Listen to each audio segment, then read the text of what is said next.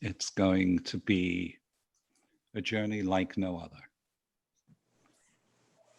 And I invite all of you to engage with the words that you will find on the screen. Many of you have a copy of the Machzor recently prepared by the Rabbinical Assembly, Machzor Lev Shalem, and some of you will be choosing to follow with your ears and your hearts and to adopt and choose the words that fit. A couple of times we'll offer a little technical guidance. Once in a while, there'll be, as at this moment, a screen share to share text or music. And initially on your screens, you may well find that the screen share takes up almost all of the space on your screen. The reason that this congregation made a commitment and a fair amount of effort to use this Zoom gallery format was so that we can see each other. And I hope most of you are familiar enough with the technology interface to adjust the size of the screen share and of the gallery to be right for you. We invited people to gather these minutes before Kol Nidrei begins so that we can, for those of us who've chosen to be here, guide our souls, our hearts a little bit. And some of you know the Hebrew word teshuvah, lashuv, means to return. Rabbi Kalbach, many decades ago, wrote this song, "Return again, return to the land of your soul." There's a difference between the English and the Hebrew. To return, in some ways, means to go back to a place that you've been before. What I would say is that to enter the arena of teshuvah in Hebrew, you can come back to a place that you've never been. And so these words, return to the land of your soul, return, return again, invites us to turn and to return, to turn and turn. But we don't have to go back into the past. The idea of returning can help us orient ourselves to the future also. So for a few minutes, let's look at these words, hear them sung and chanted as they begin to guide us.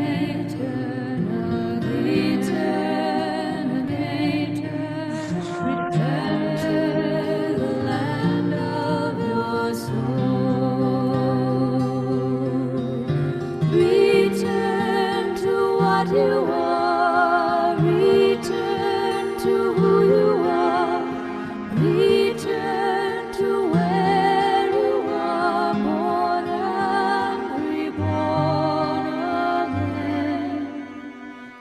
Return again, return again, return to the land of your soul. Return again, return again, return to the land of your soul.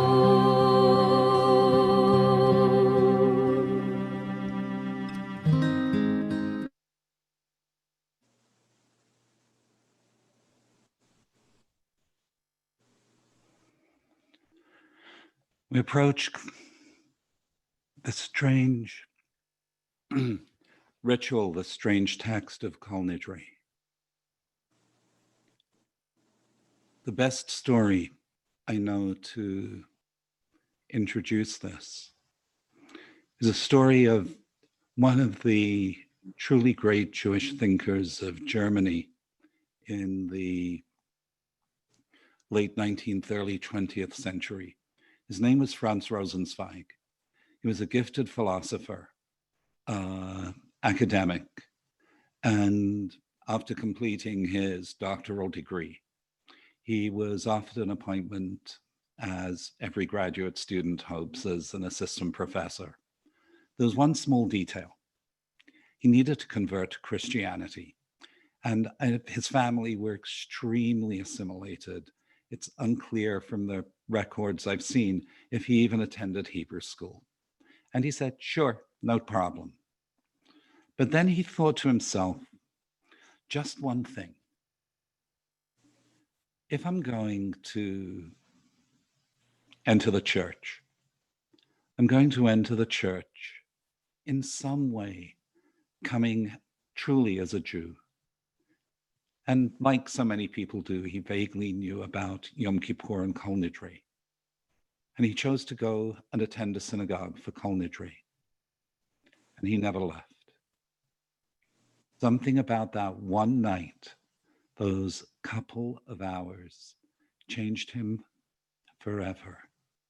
And in his great book, The Star of Redemption, there are sections, it's an unbelievably difficult book. I've never made it through from beginning to end, but there are great sections, beautiful memories.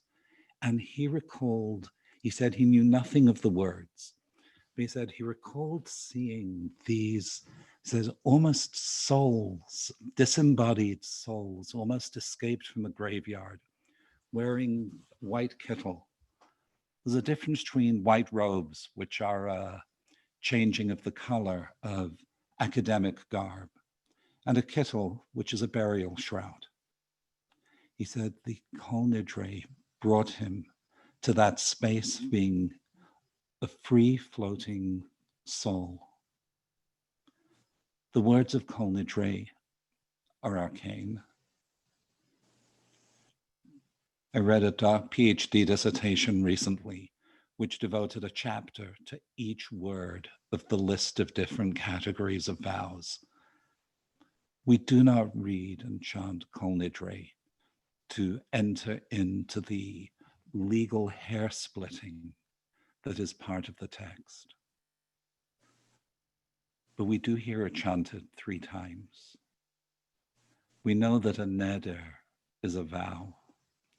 And we know that we are, all of us, in some way attached and bound up in the vows that we make, the commitments that we make, the things we promise to ourselves, the things we promise to others, and perhaps the things that we promise to God. Kol Nidrei pushes us abruptly, deeply into this day of Yom Kippur. We moderns have added a little bit by way of introduction and preparation. And one or two of the preliminary texts that you will see and hear soon, I guess I do us some injustice. Some of them are earlier and medieval, but let us begin that journey of preparing for Kol Nidrei. And traditionally, the early words that one says just before approaching Kol Nidrei, if we're in synagogue, the verses that you see here would be chanted. But the prime verse, the prime text is Ozarua Latzadik. That what is it that is planted for the righteous? Because Zarua from Zera is seed. And Hebrew swings effortlessly between the literal and the metaphorical. And here it is the metaphorical, because what is it that is sown for the righteous? It is or, it is pure light. So these words mean light is sown for the righteous. And perhaps as you hear these words, read the prayer just above that's called Preparing for Kol Nidrei.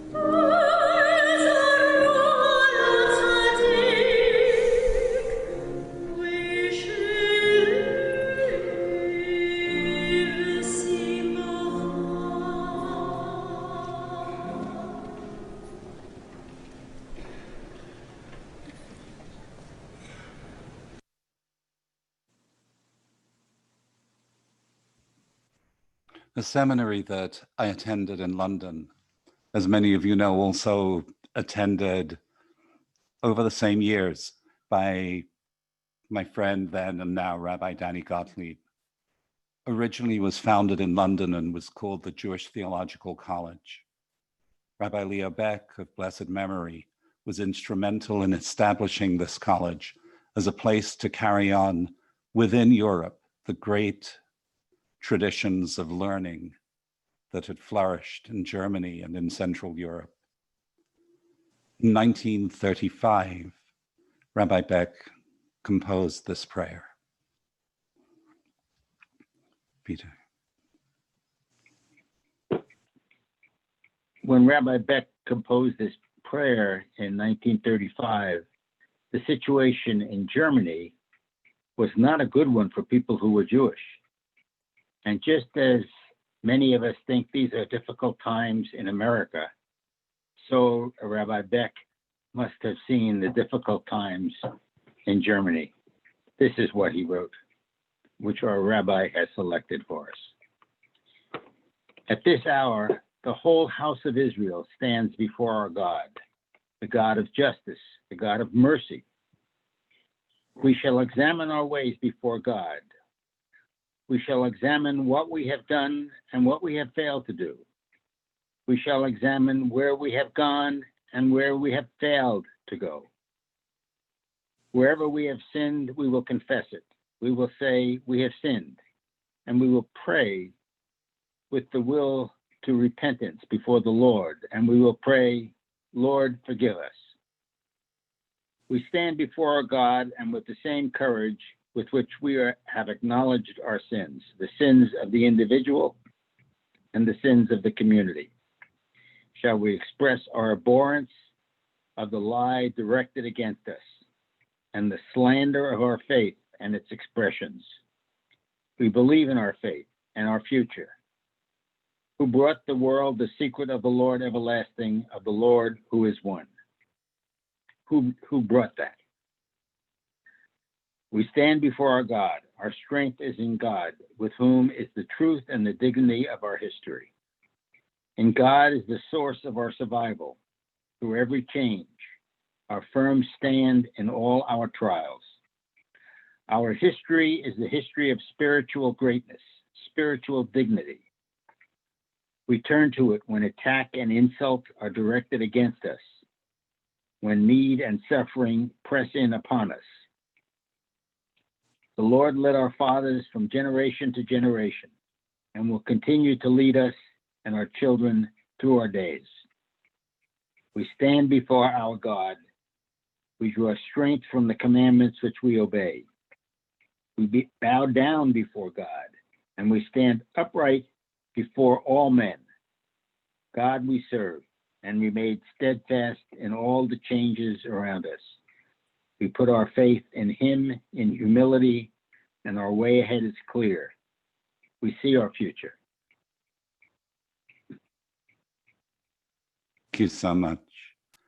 And we turn now to hear without the words, and thanks to Bonnie, simply the melody.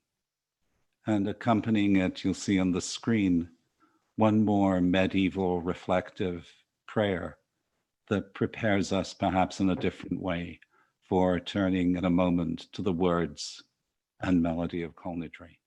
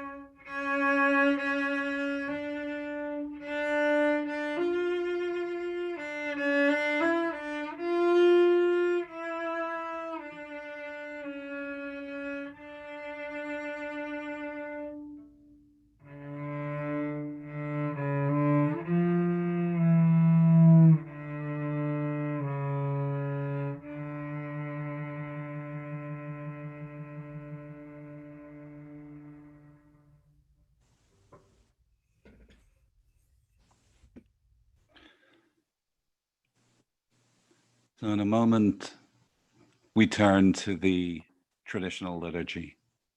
Kol Nidrei is the only evening service of the year in which it is traditional to wear a tallis. And white is the traditional color for Rosh Hashanah and Yom Kippur, which we'll speak about another time. But if you have a talit and are ready to put it on, the verse from the Psalms traditionally recited just before doing this says, "Let us it is God who spreads out the heavens like a canopy. And a Kabbalistic meditation says, just as we wrap our body in this world, in this talit, in this shawl that we set aside for prayer, so may we deserve that our souls in time to come will be enwrapped in a covering of radiant light. So say the blessing if you wish together. Baruch atah Adonai Eloheinu melech haolam, asher kidshanu mitzvotav v'tzivanu lehitatef b'tzitzit.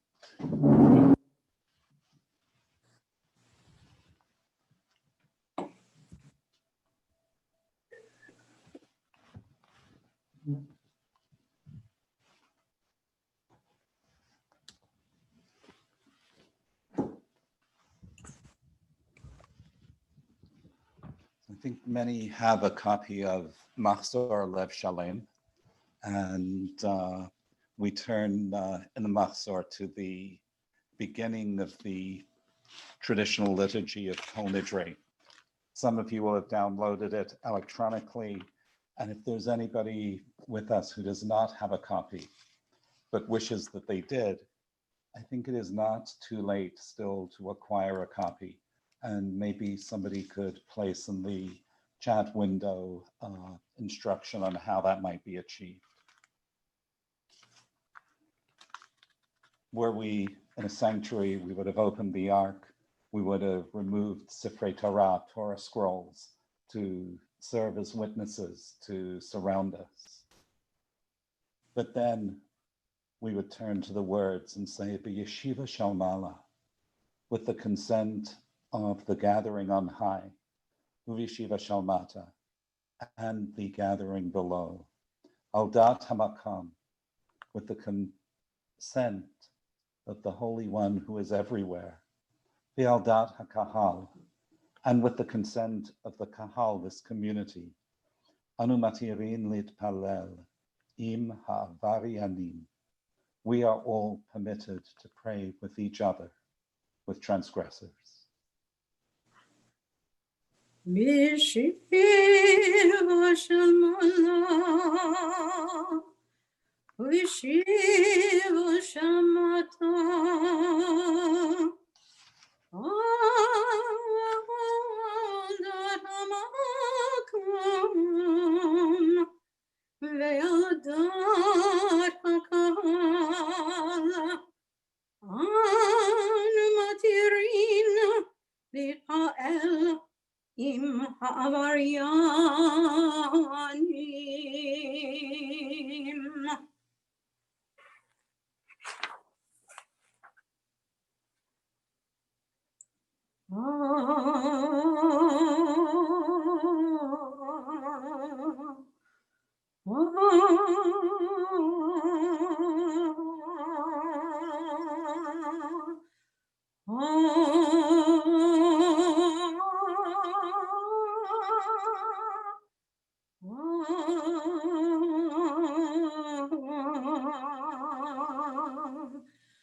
Kol Nidrei,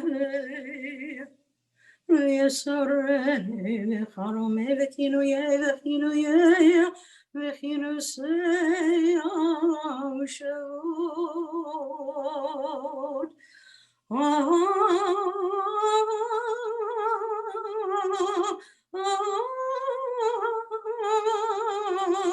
Din Dorna,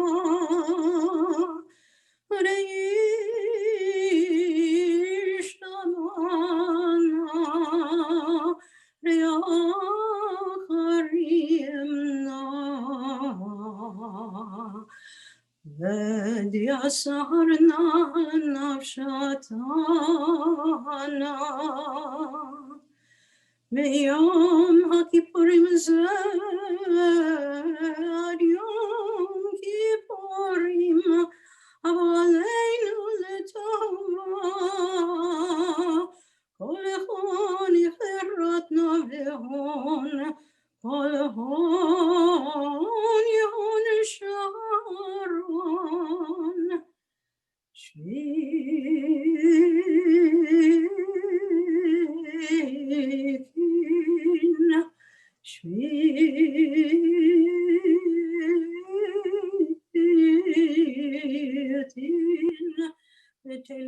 talin lo shiririn lo kayamin nidrana lo nidrei esarana lo esarei Shvatana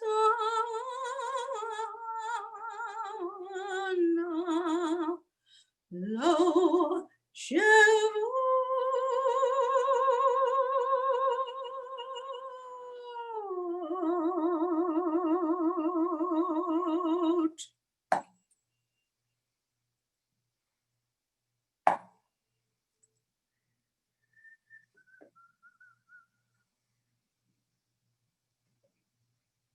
Kol Nidrei v'sorei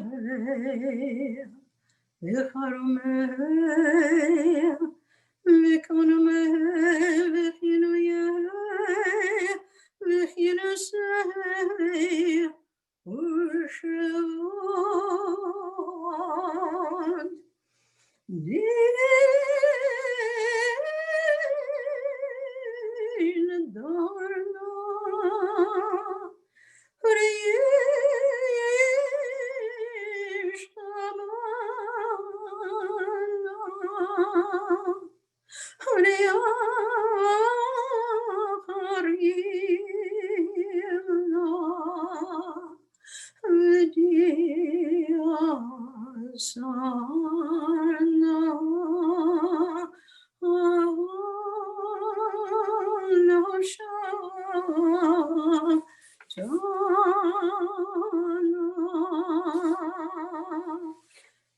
Yom Kippurim zeh Har Yom Kippurim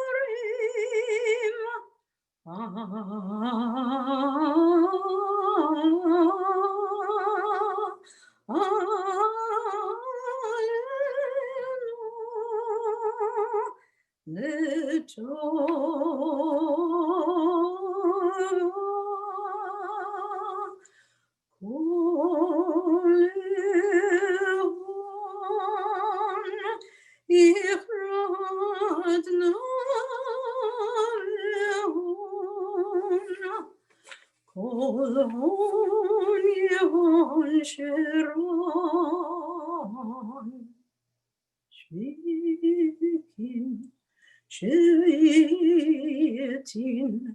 Betelin Umevotalin Lo Sheririn Velo Kayamin Nidrana lo nidrei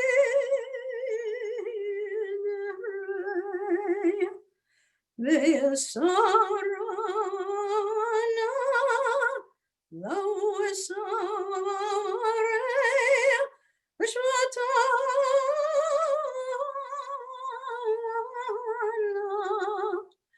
lo shevot.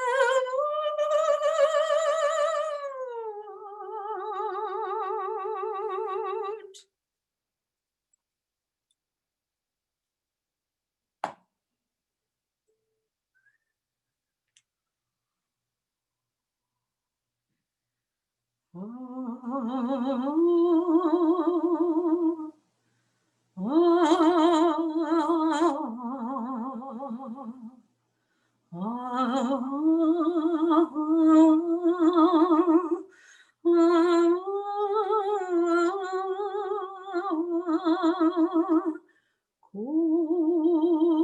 Nidrei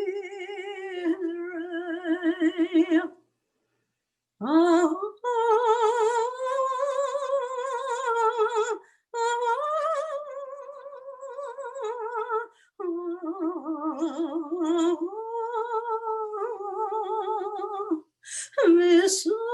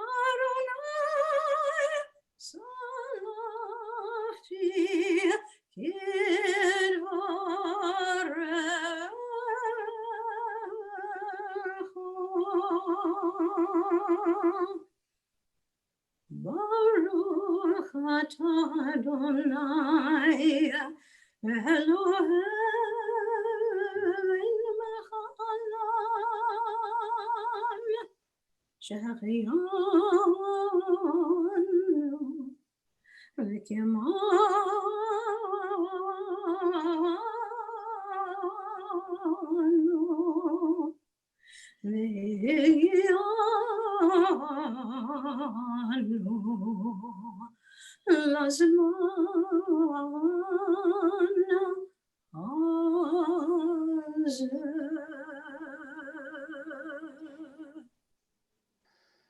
give thanks to God who kept us alive, the Kiyamanu, and has given us support, the Higiyanu, and let us come and arrive at this time. We give thanks. And for those who can do this with a mere twitch of a mouse, we can close the doors of the ark. And those who are standing, please be seated.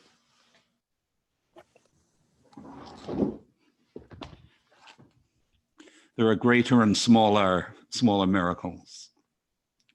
So having spoken of Nadavim and thinking about the ways that we do or do not want to be held accountable for those vows, it's time to start to think about new vows, both in hearing, as I have been told is the tradition of the synagogue, of a Jewish journey within our community, as we did also on Rosh Hashanah, and then to hear about the vows to ourselves, to the community that we're called upon to meet. I believe we turn to Hannah.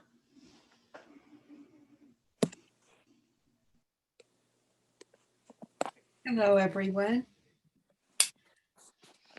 When I first moved to San Francisco and told people that I'm from Oregon, some said they didn't know there were Jews in Oregon. Growing up in Portland during the 50s and 60s, there were 3 moderately large synagogues. Ours was the conservative one. My father's parents immigrated from Russia, and he grew up in the early 1900s in a neighborhood where I'm told there was a shtetl-like atmosphere, and at an aunt's wedding, there was dancing in the streets. My mother's father was a San Francisco native. They went to a Reform synagogue where my grandfather played the violin for Kol Nidrei. Over the years, Jewish music filled our home. Many cantors visited because my mother accompanied them on the piano, and she was involved with Jewish music within the community. My memories are of going to services, Sunday school, being in USY, Seders with my aunts, uncles, and cousins, candles on Hanukkah and candles on Shabbat, bar mitzvahs, a strong feeling for Israel, and gefilte fish and kugels. When the Torahs came around in the synagogue, though back then I never got close to one, I was fascinated with their beauty and impressed with the ritual. The music and the words of the prayers touched my heart. Over the next many years, in my heart, I maintained a strong feeling for things Jewish, but I also became busy with a lot of other different activities and interests. My participation in Jewish activities slid into the background, and I became progressively disconnected from Judaism. If you had told me during those decades that I would be sitting here doing this now, I would not have believed you. However, about 5 or 6 years ago, I had an inner instinct that something powerful and important was absent in my life. I wanted the comfort of being part of the Jewish community, and I missed our traditions and the religious and spiritual parts of Judaism. So something drew me to join a synagogue, and I found and became active here, well, not in these little boxes, but here at B'nai Emunah. Several months ago, one of the highlights of my life occurred. I had a bat mitzvah. Along with the joy of the celebration and being on the bima and reciting the prayers and chanting from the Torah and Haftorah, I found the preparation and the study and the learning to be inspiring. I also wanted to have a Hebrew name, so chose Hannah.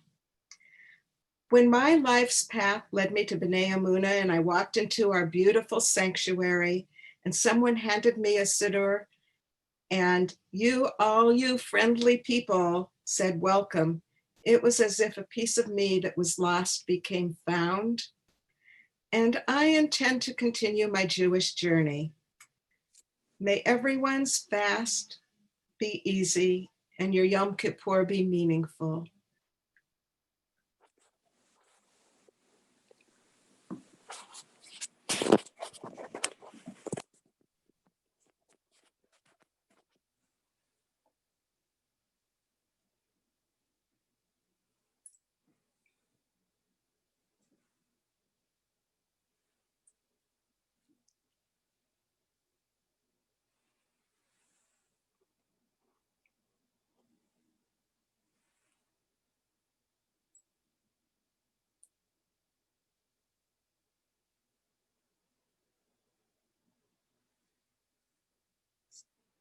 Jeff, you need to unmute.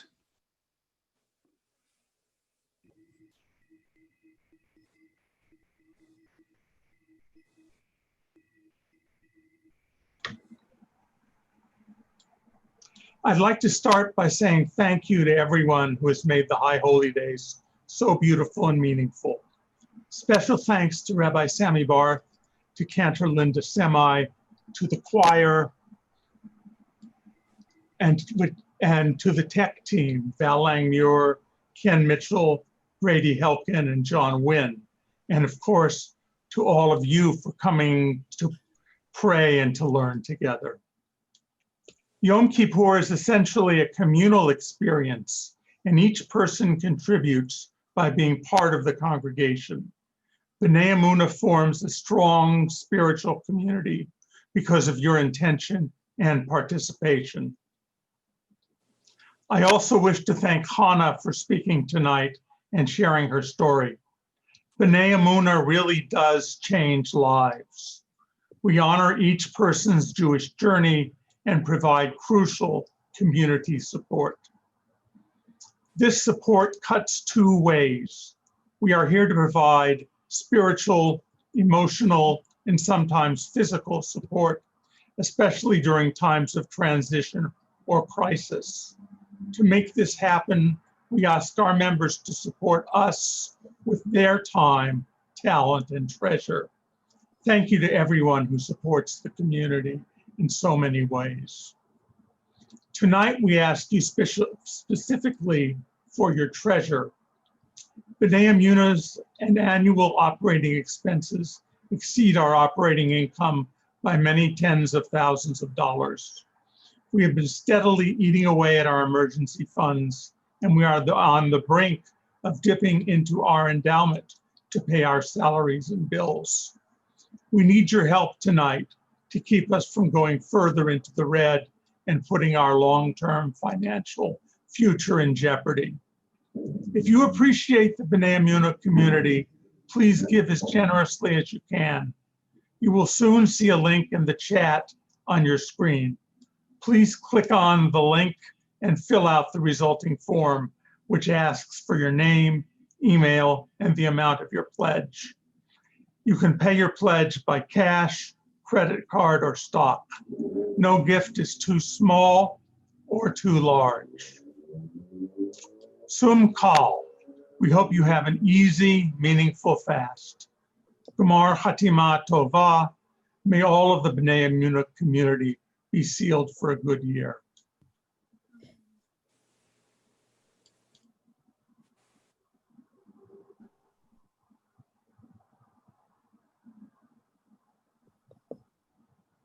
And we take just a few moments to each of us consider the commitments, this neder, that we are willing to undertake.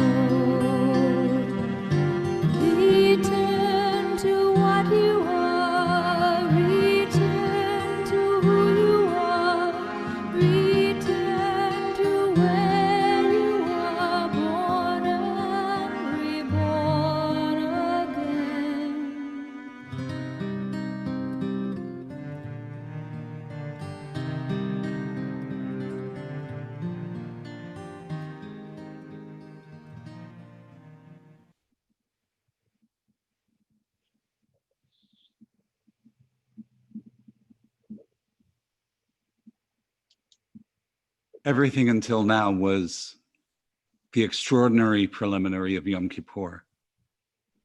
And the tradition we go through now is to enter Mariv, the evening service.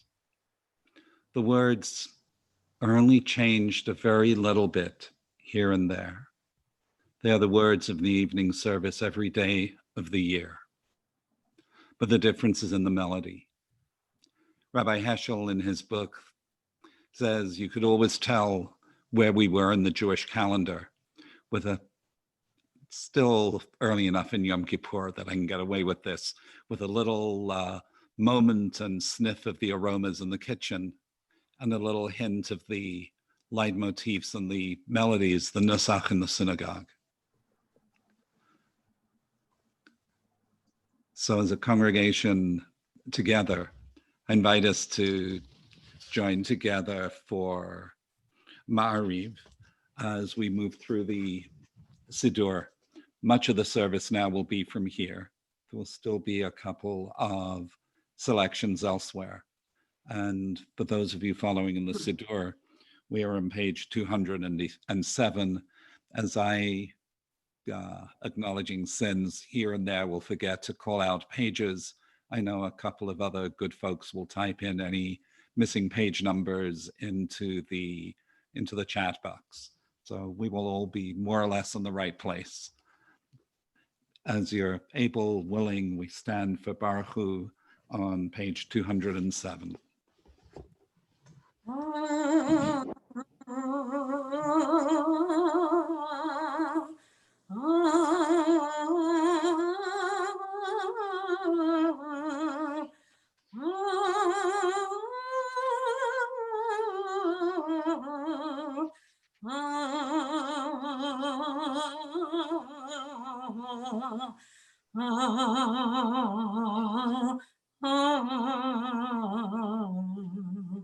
Baruch Hu et Adonai HaMevorach.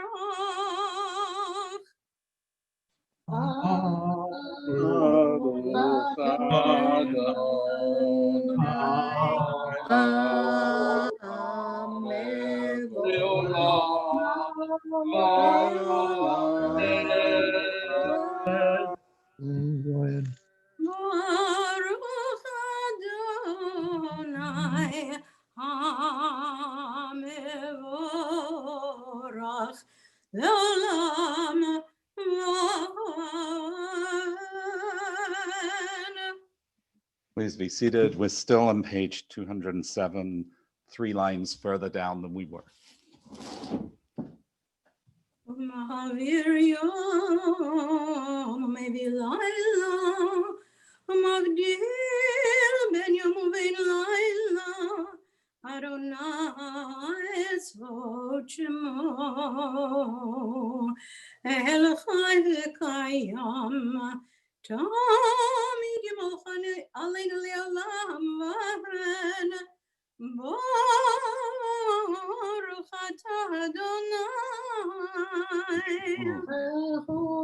Baruch Shemo. Amarim Amen. Amen. Page 208.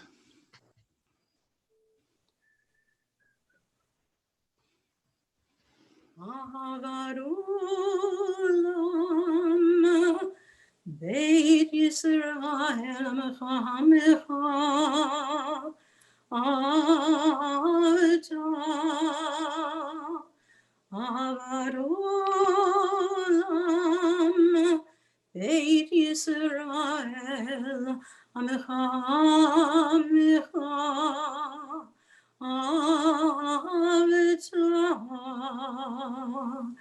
Torah, Torah, mitzvot, chukim, chukim umishpatim, otanu, otanu, lemadta, al kein Adonai Eloheinu, mishachveinu, uvkuhameinu, נשיח מחוקיך ונשמח בדברי תורתך ונשמח בדברי תורתך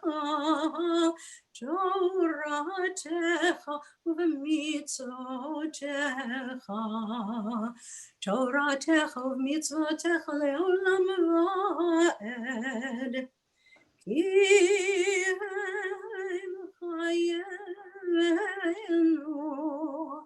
ויורך ימינו והם נגע יומם ולילה עבדך אל תסיר ממנו לעולמים ברוך אתה אדוני Baruch Hu, Baruch Hu, Baruch Hu, אוהב עמו ישראל Page 208. Amen. And when we say the Shema this one time on Yom Kippur, the line Baruch Shem Kavod, which follows,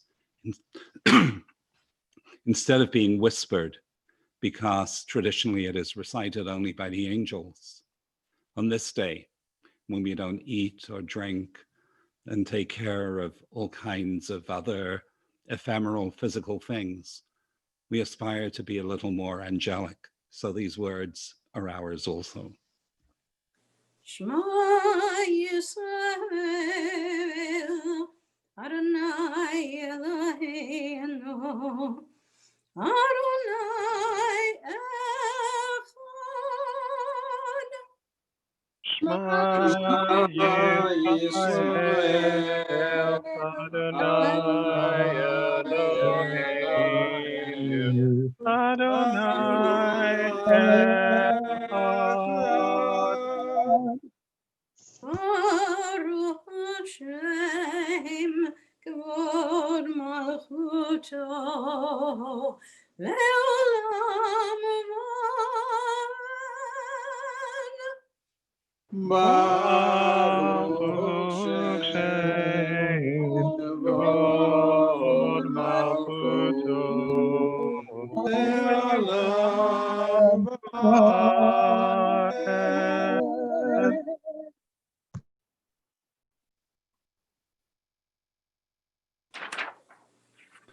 ואהבת את אדוני אלוהיך בכל לבבך ובכל נפשך ובכל מאודיך, והיו הדברים האלה אשר אנוכי מצווך היום על לבבך ושיננתם לבניך ודיברת בם בשבתך בביתך ובלכתך בדרך ובשכבך ובקומך וקשרתם לאות על ידיך והיו לטפטפות בין עיניך וכתבתם על מזוזות ביתך ובשעריך. On page 209.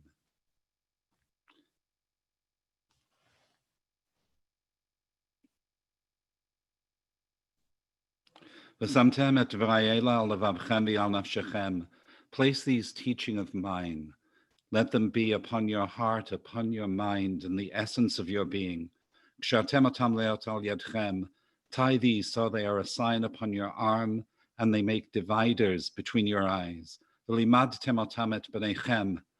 Teach these things to your children, so you are speaking about them when you sit at home, when you are out on a journey, at the time when you lie down and when you rise up. Chetavtam al mezuzot beitecha. Write these things upon the doorposts of your homes, at your gates. Leman yirbu yemechem. This is so that your days may be long, and the days and span of the life of your children. Al Hadamah Asher Nishba Adonai Lavateichem, on the land which Adonai swore to your ancestors to give to them. So your life will be long, Kiyamei Hashamayim al Haaretz, like the very span of the heavens over the earth. The next paragraph we read quietly.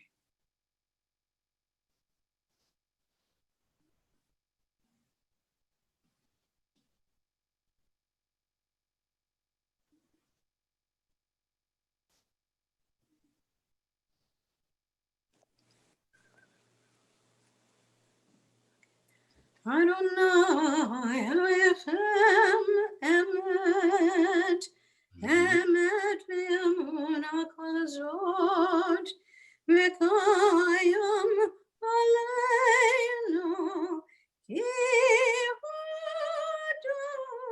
Adonai Eloheinu v'ein zulato, v'anachnu Yisrael.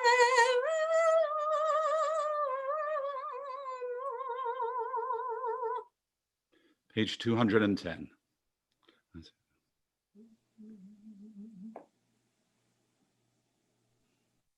Malchuto bratzon kiblu alehem Moshe Miriam B'nai Yisrael Lechanu shira b'simcha raba v'yamru chulam mi chamocha Elohim Adonai,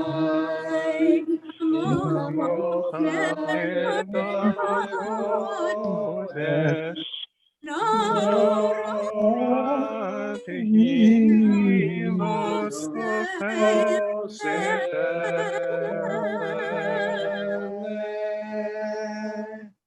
Malchutecha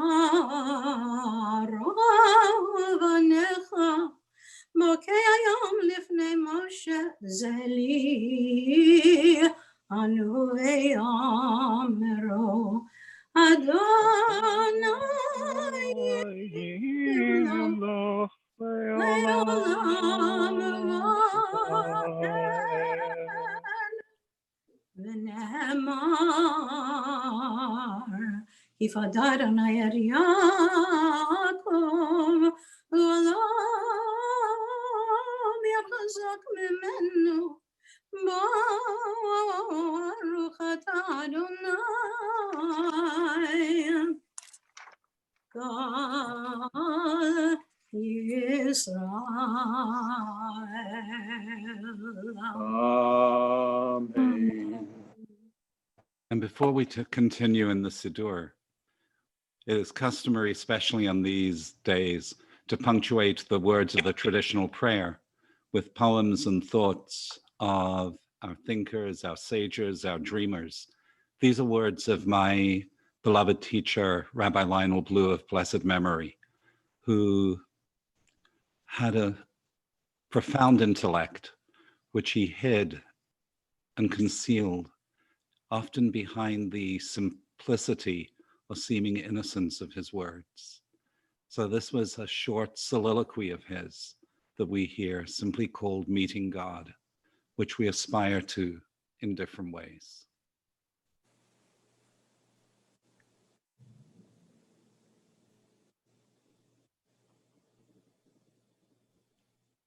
Meeting God can be very simple. If it is not simple and no voice speaks in our silence and no hand reaches down to meet ours in trust, then we should ask ourselves these questions, for the mistake may be ours. Perhaps God cannot be God's self to us because we are not ourselves, our true selves to God.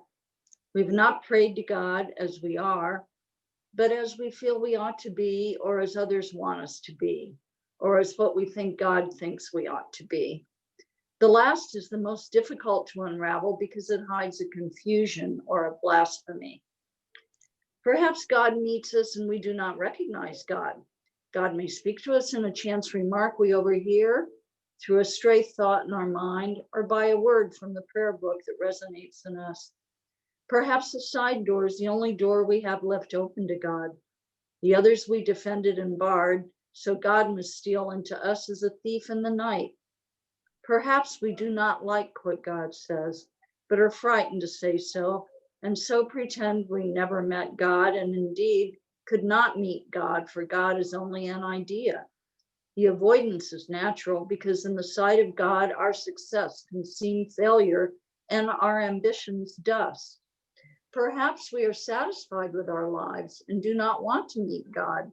So we chant our prayers and sing our hymns to prevent a few moments silence, for God speaks in the silence.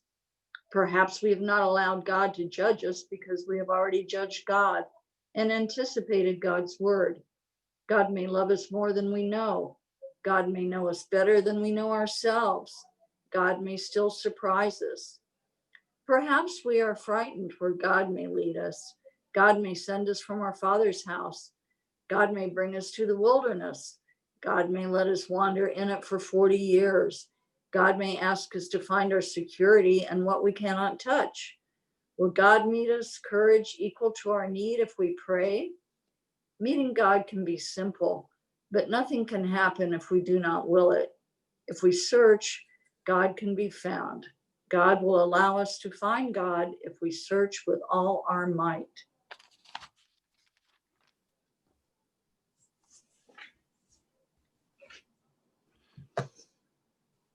The words of Hashkivenu, page 211, spell out some of the ways that we might find God and some of the impediments, some of the battles of this world, and what we dream of, the spreading of a canopy of peace over us in Jerusalem.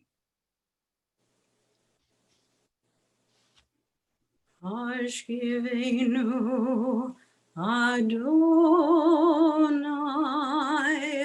Eloheinu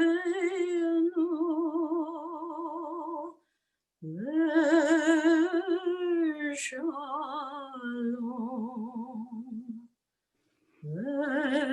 Shalom. V'hamidenu malkeinu l'chaim. V'hamidenu malkeinu l'chaim.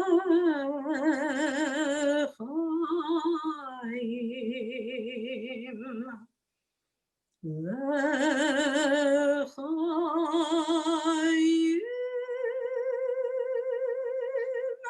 u'feros aleinu sukat shlomecha v'takeneinu b'satom milfanecha v'hoshi'enu l'man Shemecha.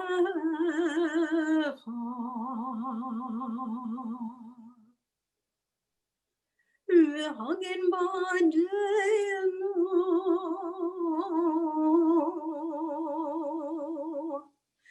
v'haser me'aleinu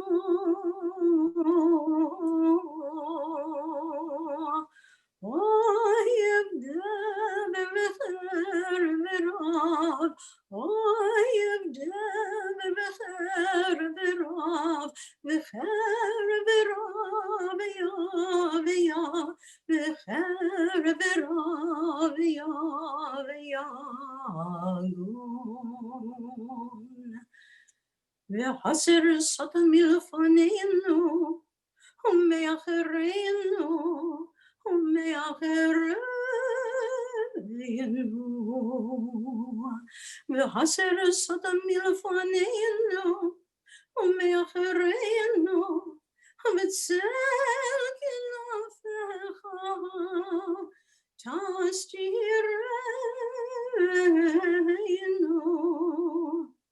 v'haser satan milfaneinu u'me'achereinu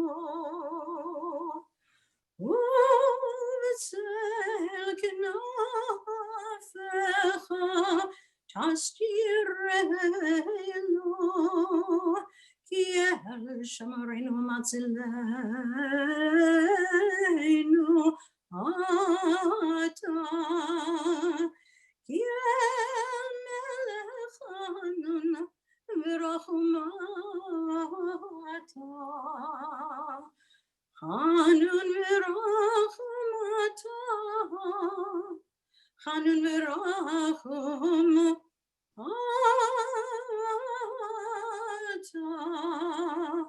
Ushmor Tzeitzenu, Uvoenu, L'chaim L'shalom Yatave Adolam, Ufrosaleinu, Sukat Shlomecha,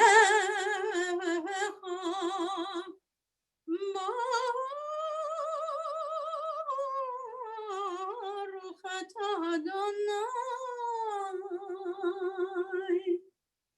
Haporei Sukat Shalom Aleinu Velkamo Yisrael,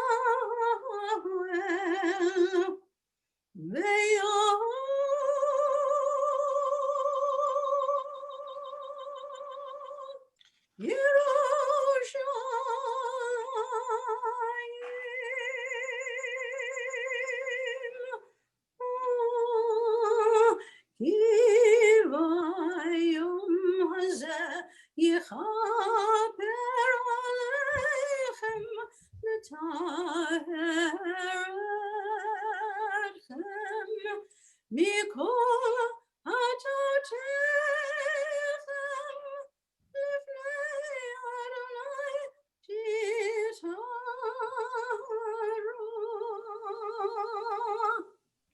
In a moment, we come to the Amidah, the Tefillah, the core prayer that we will return to 5 times through the course of Yom Kippur. In addition to the changes in the body of the Amidah, at the end, you will find for us privately the vidui, the time to privately acknowledge our failings and for confession. The way into the Amidah is through the Chatzi Kaddish that reminds us the melody and the nusach. Many of us have the machzor, the prayer book, physically in our hands or electronically.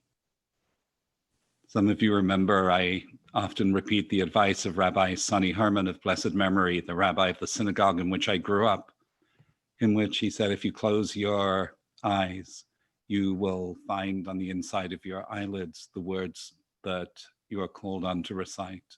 Or these will be simply quiet moments for your reflection and guidance. So in a moment, as we're able, comfortable, please rise. We hear the Chatzi Kaddish, and then the silent Amidah goes from page 213 through page 221.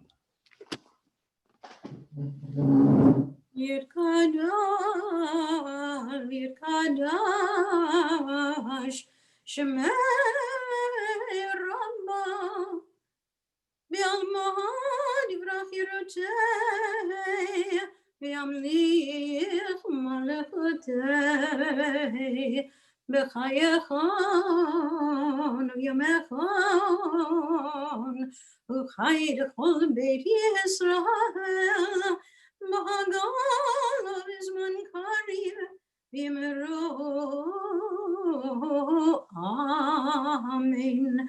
Yehei Shemei Rabbam Mevarach, Le'olam olam Elamaya, Yitbarach, Yitbarach, Yishtabach, Yipar v'yiramam v'yitnaseh, v'yitadar v'yirale v'yitalal, Shmei Kodesha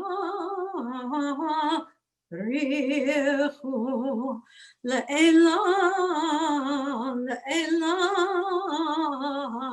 B'kol birchata v'shirata Tushbechata v'nechemata Da'amiran b'ama v'yimeru Amen.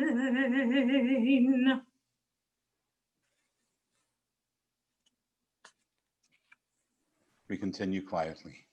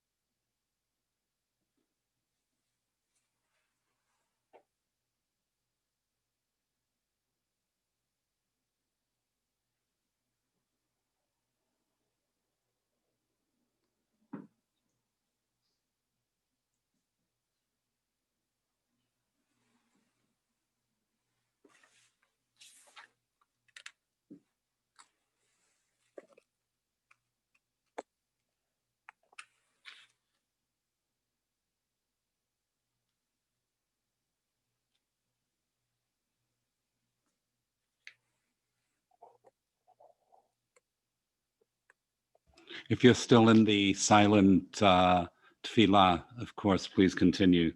Otherwise, we can be brought out of that inner world by both the words that are traditional and the melody that's beloved.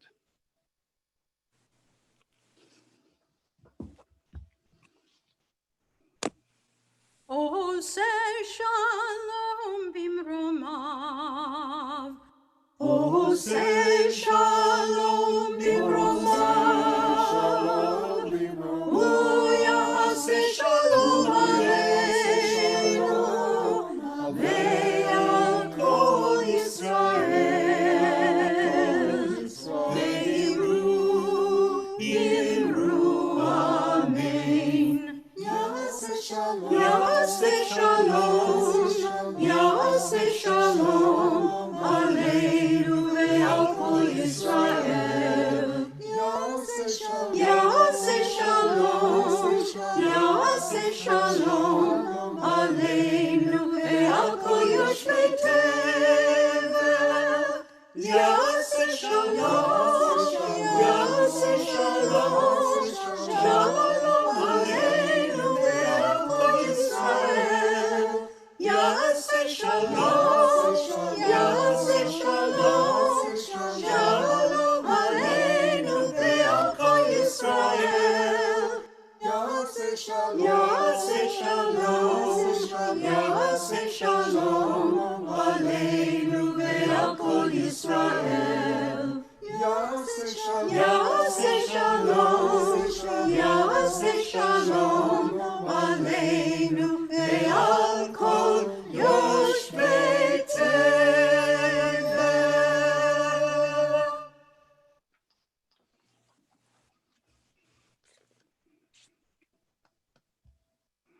So,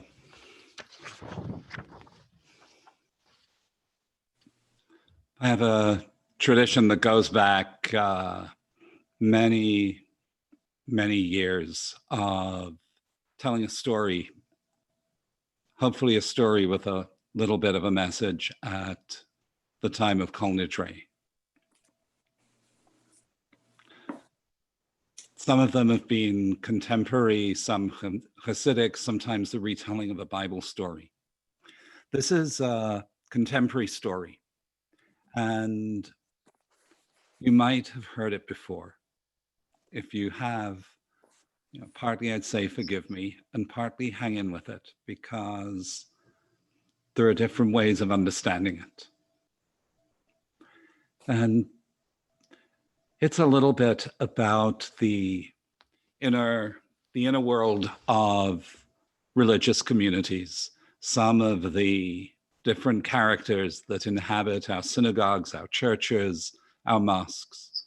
And in many, many, many ways, believe me, the institutions have far more similarities than you would imagine from the theological distinctions.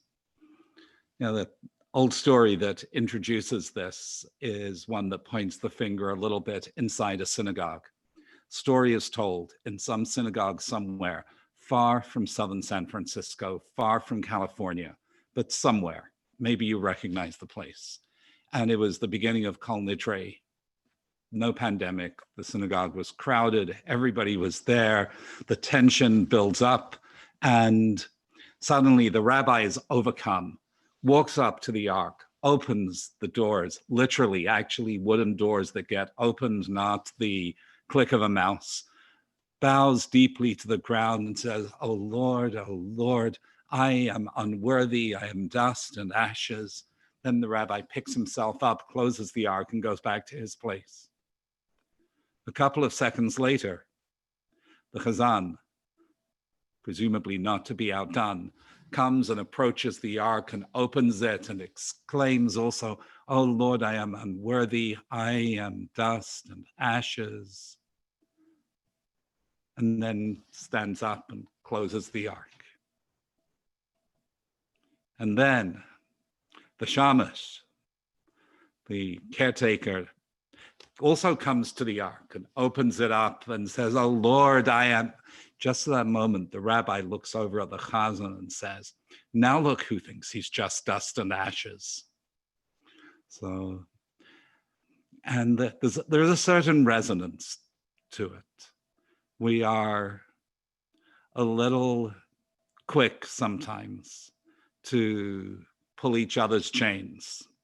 If any of you have ever traveled in the circles of the 12-step communities, communities that look to address the issues around addiction, they would say we're very, very good at taking inventory for other people. And when they say inventory, they don't mean how many bottles are sitting in the closet. They mean the inventory of how many failings do we have. But this is a story written by M. Scott Peck, and the story is called The Rabbi's Gift. And it's a story concerning a monastery that had fallen upon hard times. Once the monastery was part of a great order of monks and was filled with young postulants, young men seeking to take their vows and enter the order. And people came to visit and to make donations and to pray and to even come and stay with the monks for a while to support their own spirituality, or at least to look a little pious. But then there were waves of anti-monastic persecutions in the 18th and 19th centuries, the rise of secularism in the 19th and 20th century. All of the little branch houses of the monastery were lost, and the monastery itself was decimated and desolate to the extent that there were only 5 monks left in the decaying building. There was the abbot, the chief monk, and 4 others, all of them over 70 years old. Clearly, this was a dying order of monks. And in the deep woods surrounding the monastery, there was a little hut where a rabbi from a nearby town occasionally came for his own private study and reflection. And through many years of shared prayer and contemplation, the old monks had become a bit psychic, so they could always sense when the rabbi was in his own little hut, his own little building, and they would say, "The rabbi's in the woods, the rabbi's in the woods." They would whisper to each other. And the abbot, the chief monk, as he agonized over the fate of his order, he thought maybe, just maybe, he would go to visit the rabbi, and perhaps the rabbi would have some advice, some way of being helpful. And the rabbi welcomed the abbot to the hut because they had met each other before. And the abbot explained the purpose of his visit, and the rabbi could only commiserate. "I know how it is," he explained. "The spirit has gone out of so many people. It is the same in my town. Almost nobody comes to shul anymore. Nobody comes to pray in my synagogue." And so the old abbot and the old rabbi wept together. And then they read parts of the Torah, of scripture together. And the two of them quietly spoke of deep things. But then the time came when the abbot had to leave, and they embraced each other. And they said, "It is so wonderful," said the abbot, "that after all these years, we have been able to meet and to share time with each other. But I've failed in my purpose today in coming here. Rabbi, is there nothing you can tell me? No piece of advice you can give me that will help me to save my dying order of monks?" And the rabbi shook his head and said, "I am so sorry. I have no advice. I don't know what to tell you. But I can only say one thing.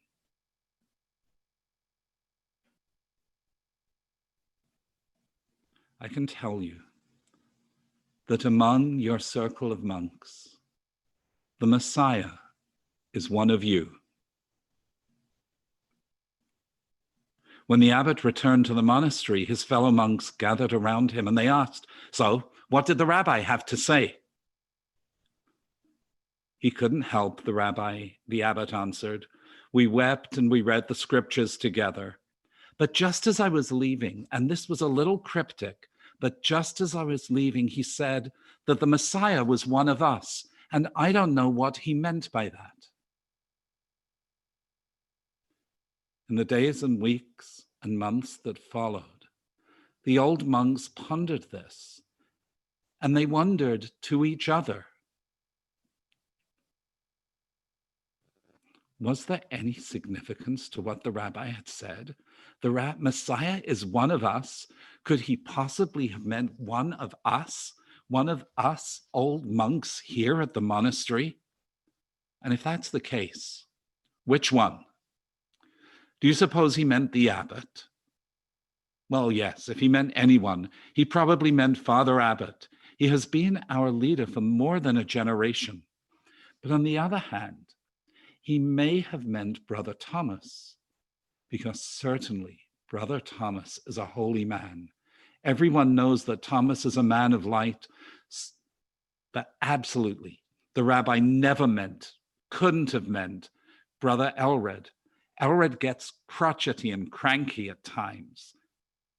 But you know, when you come to think of it, even though he's a thorn in our side and a pain in the neck, Elred is virtually always right, often very right. Maybe the rabbi did mean Brother Elred, but surely we've absolutely got to agree he could never have meant Brother Philip. Philip is so passive, a real nobody. But then almost, almost mysteriously, he just has a gift, Philip. He is always there when you need him. He just magically appears by your side. Maybe Philip is the Messiah. And he said, but of course the rabbi didn't mean me. He couldn't possibly have meant me. I'm just an ordinary person. But wait a minute. Suppose he did. Suppose I am the Messiah. Oh God, not me. I couldn't be that much, could I? And as all of the monks began to contemplate in this manner, the old monks began to treat each other with extraordinary respect, just on the off chance that one among them really might be the Messiah, and on the off chance that each one of them themselves might be the Messiah. They actually began to treat themselves with extraordinary respect. And because the forest in which this old monastery was situated was so beautiful, it so happened that once in a while people still came to visit the monastery, to have a picnic on the little lawn, to wander along the paths, and even now and then to go into the dilapidated chapel to meditate. And as they did so, without even being conscious of it, everybody who visited somehow began to sense this aura of extraordinary respect that now began to surround the 5 old monks. And that aura actually seemed to radiate out from them and permeate the atmosphere of the place. There was something strangely attractive, even compelling about it. Hardly knowing why, some of these people who had simply been hiking in the forest, they began to come back. They began to come back and to visit the monastery, to play, and even to pray. And they began to bring their friends to show them this special place. And their friends brought their friends. And then it happened that some of the younger people who came to visit the monastery started to talk more and more with the old monks. After a while, one asked if he could join them, and then another and another. And within a few years, this monastery once again became a thriving place, a beacon of light and spirituality in the realm, in the world.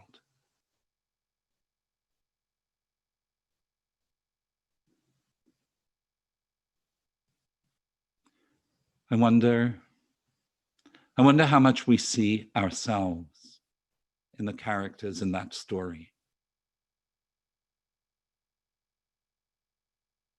I'm reminded, and I know there are several Zoom windows gathered here where there are some of you who share with Karen, my wife, the experience of encountering the synagogue in Manhattan called B'nai Jeshurun. And they could have told that story about B'nai Jeshurun. It was a dying old synagogue. They could barely get a minyan. And they invited an unusual and remarkable rabbi to come and take the lead of the congregation. And when he came, there was no rabbi's office. The only phone in the building was a payphone in the coat room. If you look at David Goldstein, you'll see him nodding. This is not a Bubba Misa. This is the way it was. And barely a minyan.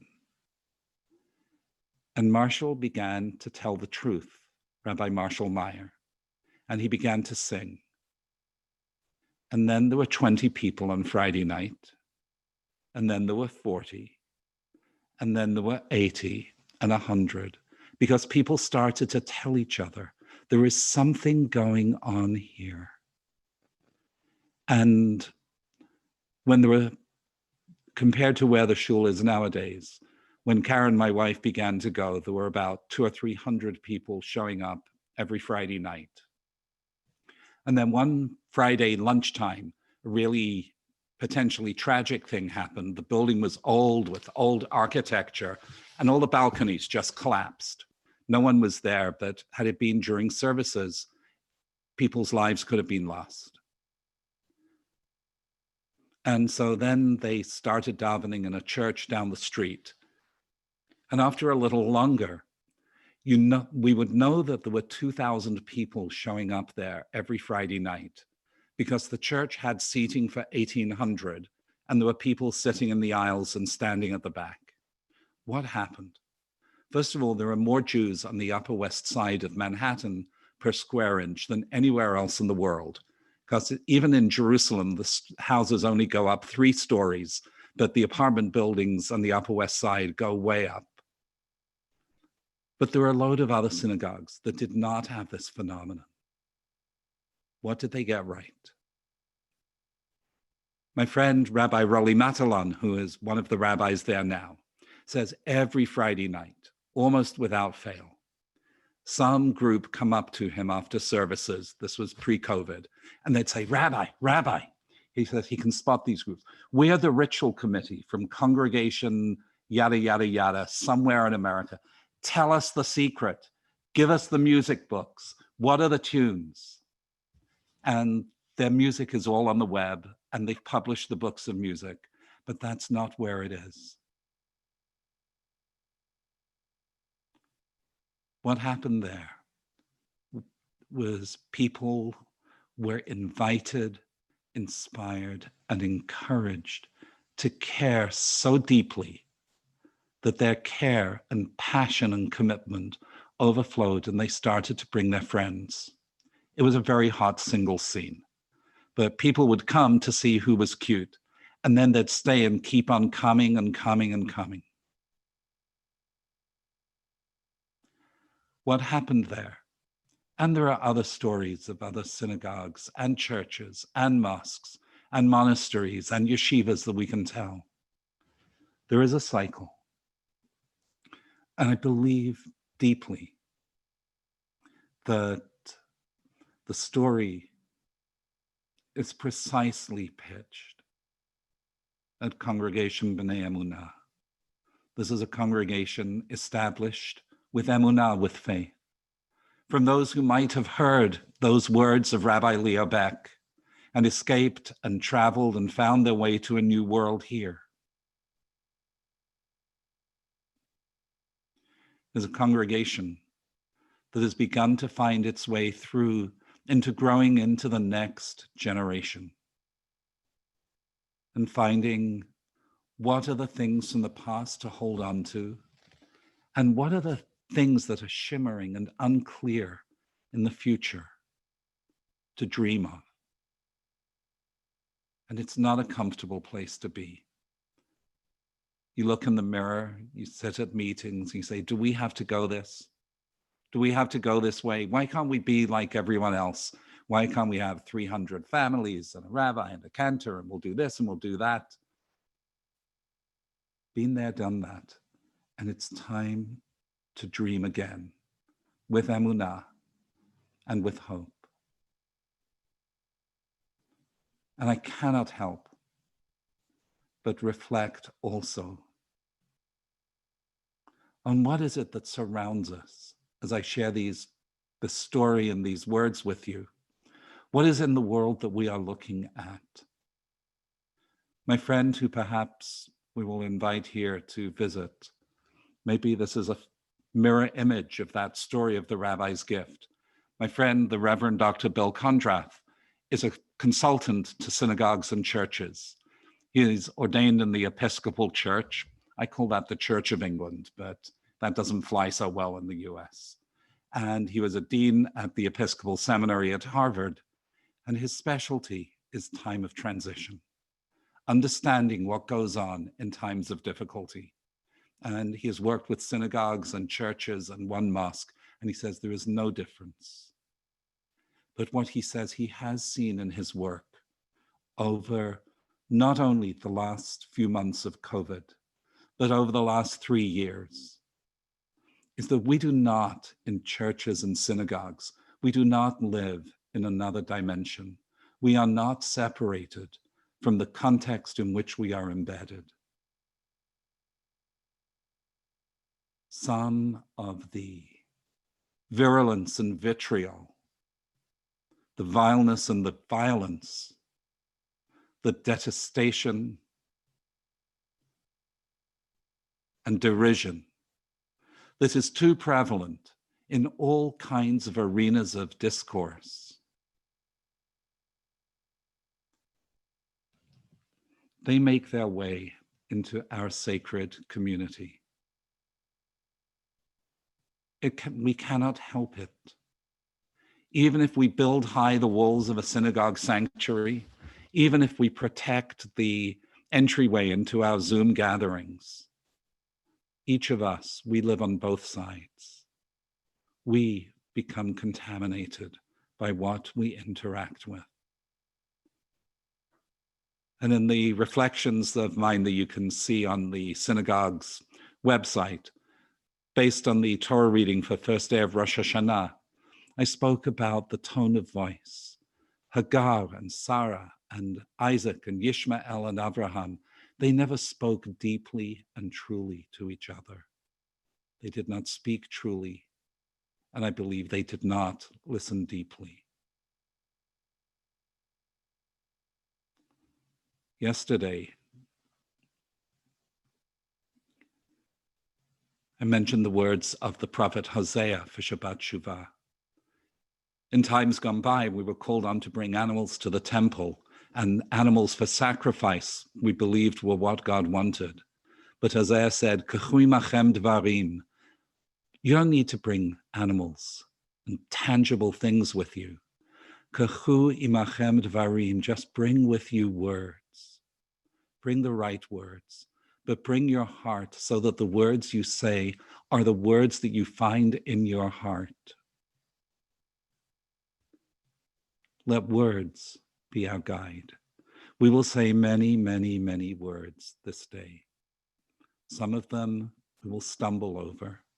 Some of them we will trip over. But some of them will trip us. As in the words of my rabbi, Lionel Blue, sometimes God will reach us in a stray word from the Siddur that we hear. And we wonder, is there anyone there? Is our voice heard? I want to bring this reflection to a close in a moment by countering and reinterpreting a beloved old Israeli poem and song. Some of you might have heard of the Israeli poet Rachel Blaustein, who loved her whole life a man in another place who was married to another woman, but she loved him. It was one of the great stories in Israel of unrequited love. And towards the end of her life, she wrote a love poem, Hatishma koli urchaki shali. Will you hear my voice, you who are so far from me?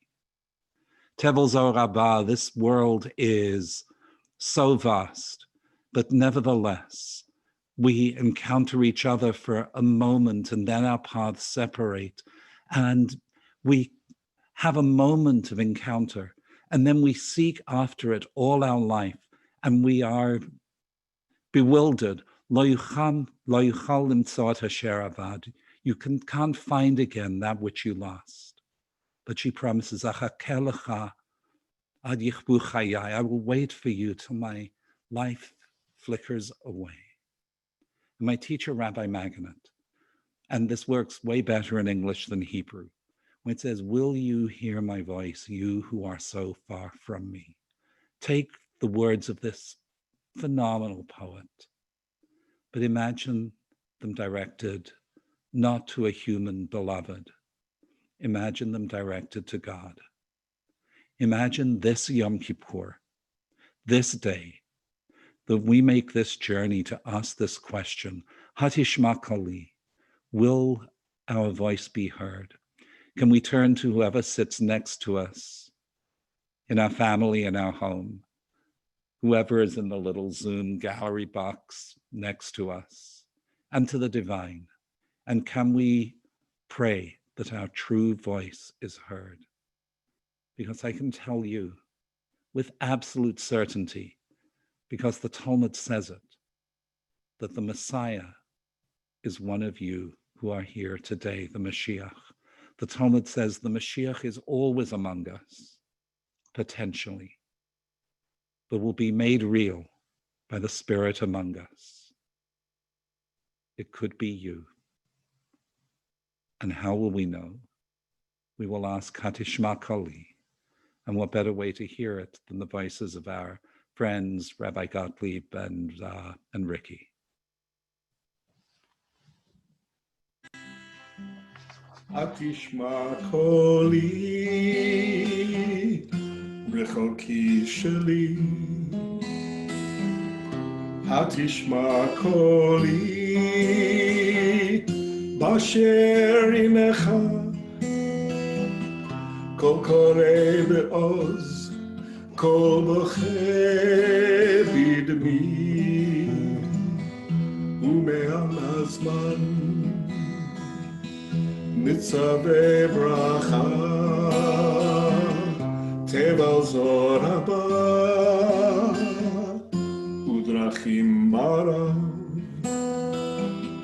nifkeshot ledak, נפרדות ליד, מבקש אדם, אך כושלות רגליו, לא יכול למצוא את אשר עבר. אחרון ימיי, כבר קרוב אולי, כבר קרוב היום של דמעות פרידה, אחכה לך עד יכבו חיי,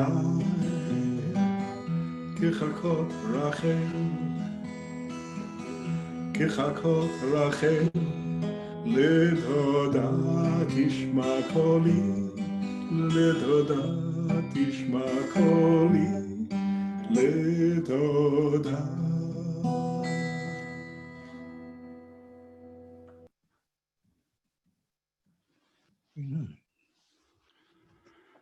So we turn our way with our voices, our presence back into this cycle of words of prayer to some of the older and one or two contemporary poems and reflections. One of the oldest is the poem Piyut Ya'aleh. May our voices, our prayers, our supplications, may they rise up and may they encounter that divine presence. V'yera'eh, the passive voice. May our voice, our supplications, our pleadings, our purity, our strength, everything, our souls, may they become apparent in the end of this day, when once again it will be evening at the time of Ne'ilah. Share with you, and I'm glad Karen joins me. Our son's not up to it, that this is a melody taught to me by one of my closest friends in the world, Cantor Benji Allen Schiller, who's a professor of cantorial arts at the Hebrew Union College, the seminary of the Reform movement. She and her husband and I were students in Jerusalem together, and this melody is hers. And we are on page 223, page 223 in the Machzor. And let me also encourage everyone behind the mute. The melody is very simple. Sing the harmonies that might occur to you.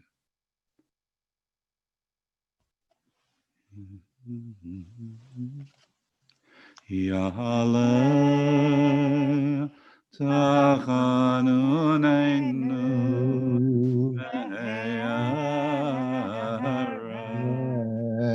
v'yavo shahateinu miboker v'yeherawe Rinoneinu Adarav Ya'aleh Koleinu Me'arav V'yavo Tzidkateinu Miboker V'yeherawe Pidyoneinu Adarev Ya'aleh Inuyenu Me'arav V'yavo Tzlichateinu Miboker V'yeherawe Nekateinu Adarev Ya'aleh Menuseinu Me'arav V'yavo L'ma'ano Miboker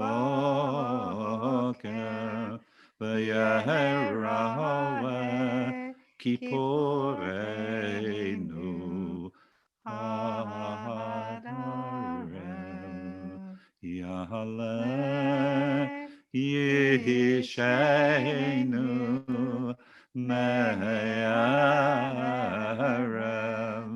V'yavo Tareinu Miboker V'yeherawe Chinuneinu Adarev Ya'aleh Zichroneinu Me'arav V'yavo V'udeinu Miboker V'yeherawe Adrateinu Adarev Ya'aleh Dachkeinu Me'arav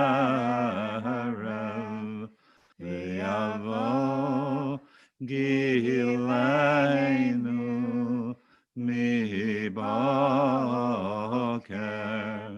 v'yehirale bakashateinu adaren yahale en gatenu me'arev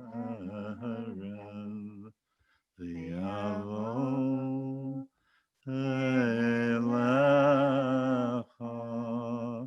mi boker v'yirale eleinu adaren.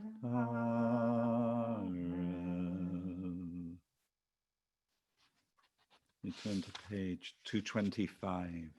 The words Hanashamalach, the soul is yours. Hanishamalach,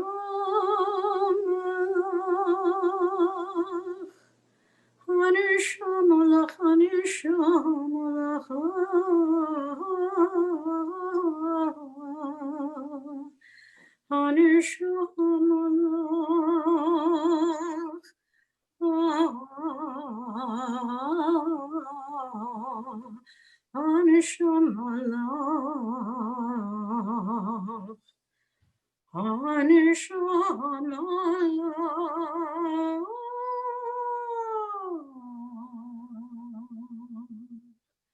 Hanishamalach, Hanishamalach, v'haguf malach,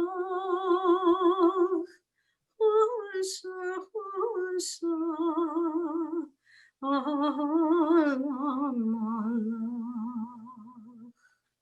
Hanishamalach, v'haguf shelach, Adonai aseh, למען שמך אדוני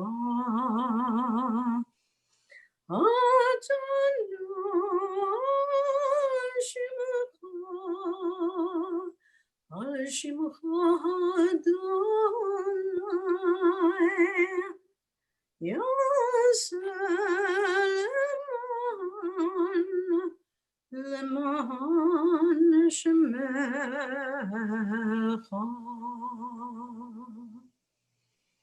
ברוך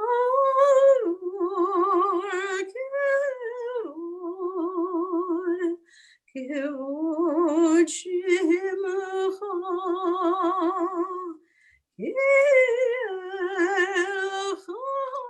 כחנון ורחום שמך למען שמך שמך אדוני וסלחת לעווננו כי רע הוא. And we turn to a contemporary voice, to a Yiddish poet of the 20th century, Zisha Landau, who wrote this enigmatic, heart-touching poem about an encounter, a conversation one night.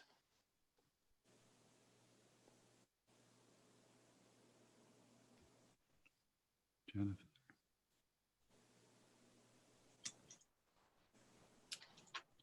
An evening at home, sitting in the house and looking out of the window. The wife sits in her chair embroidering and sewing maybe. I turn around and look at her. She is just sitting there, not doing anything, holding idle in her hands the needle, the scissors, and the cloth, thinking of our life together, day after day, each with its worries. How when we have a talk, the important thing always goes unsaid, and how you can never escape the habitual and boring routine of daily life, how every day gone is lost. It will never come back, never. And just like today, tomorrow will pass, and whatever it was you lived for has defeated you. She is thinking like this when hopefully she looks at you at the very moment you turn from the window and look at her too. And in that glance, everything becomes absolutely clear. So you get up, go over to her, your own wife, put a hand gently on her shoulder, and with the other, smooth back her hair, and want to say so many loving things, but you can't. You look out the window again, the night dark, the stars bright, and in your heart is peace.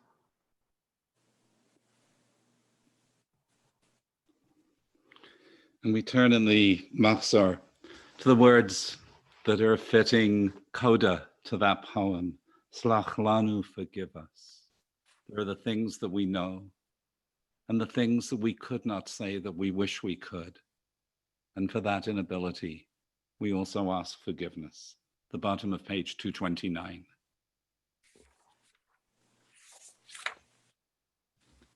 Slach lanu avinu ki chatanu michal lanu matenu ki pashanu Yata Adonai tov misalach Yata Adonai tov misalach B'rav chesed b'chol korecha B'rav chesed b'chol korecha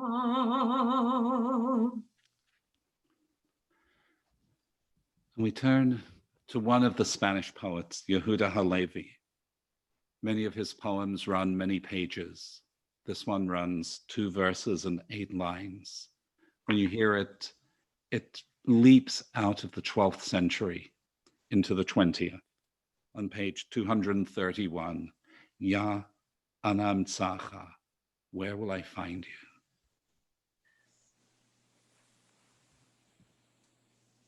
Adonai, where shall I find you? High and hidden is your place, and where shall I not find you? The world is full of your glory. I sought your closeness.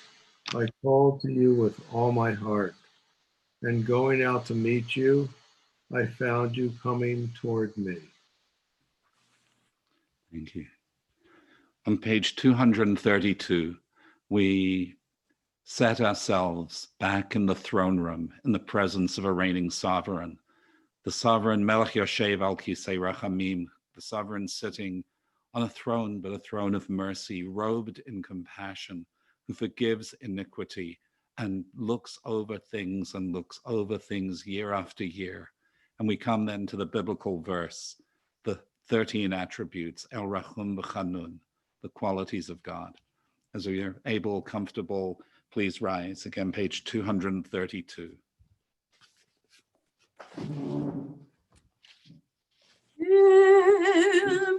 Melech Yoshev al kisei rachamim rachamim Melech Yoshev al kisei rachamim Melech Yoshev al kisei rachamim Rachamim Melech Yoshev al kisei rachamim Rachamim Melech Yoshev al kisei rachamim Melech Yoshev al kisei rachamim מתנהג בחסידות, מוחל עוונות עמו, מעביר ראשון, מהר במחילה לחטאים,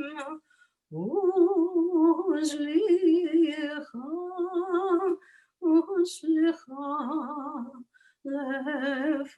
לפורשים עושה צדקות עם כל בשר ורוח, לא חרטמתימו, הורית לנו לומר 13, זכור לנו היום ברית 13, כמו שידעת לענן מקדם כמו שכתוב, וירד אדוני בענן, ויצא עמו שם, ויקרא בשם אדוני, ויבוא אדוני על פניו, ויקראו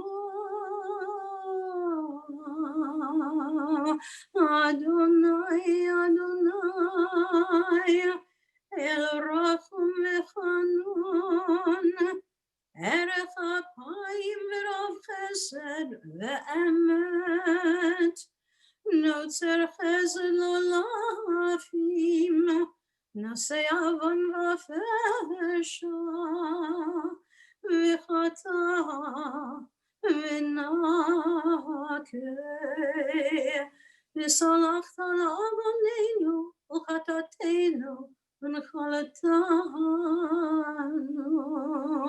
סלח לנו אבינו כי חטאנו, מחלנו מלכנו כי פשענו, כי אתה אדוני טוב וסלח, כי אתה אדוני טוב וסלח, ורב חסד לכל קוראיך, ורב חסד לכל קוראיך.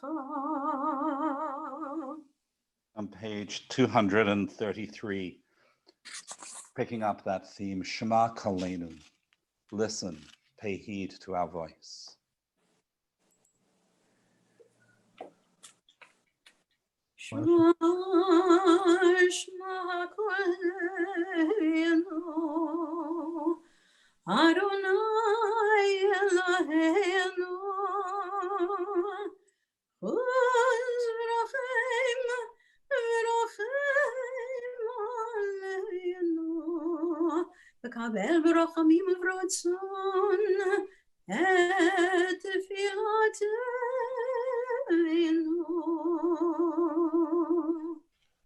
Shema Kolenu, Adonai Eloheinu, Osrachem Aleinu, Vekabel Verachamim Uvrachson Et Tefilotenu. Hashivein Adonai elecha, v'nashama chadesh yameinu kekedem.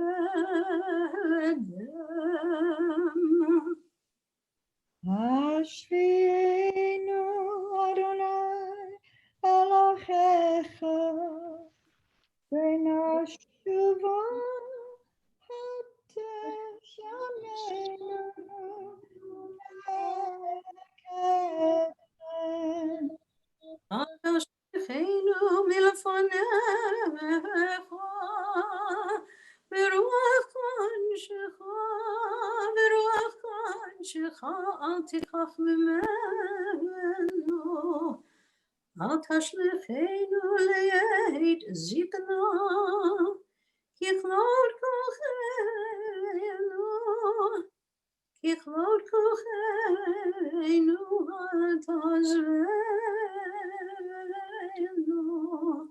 אל תעזבנו אדוני אלוהינו.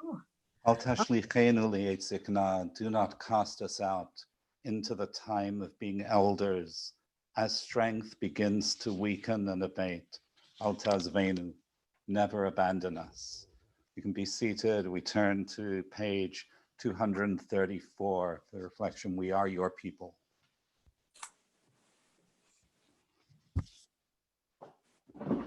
Eloheinu v'Elohei avotenu v'imotenu, salach lanu, mechal lanu, kaper lanu. Ki anu amecha ve'ata Eloheinu, anu banecha ve'ata avinu, anu avadecha ve'ata Adonenu, anu kehalecha ve'ata chelkenu, anu navatecha ve'ata goralenu, anu tzadkecha ve'ata ro'enu, anu chamecha ve'ata nodrenu, anu toratecha ve'ata yosrenu, anu rayatecha ve'ata dodenu, anu segulatecha ve'ata kerovenu, anu amecha ve'ata malkeinu, anu amirecha ve'ata amirenu.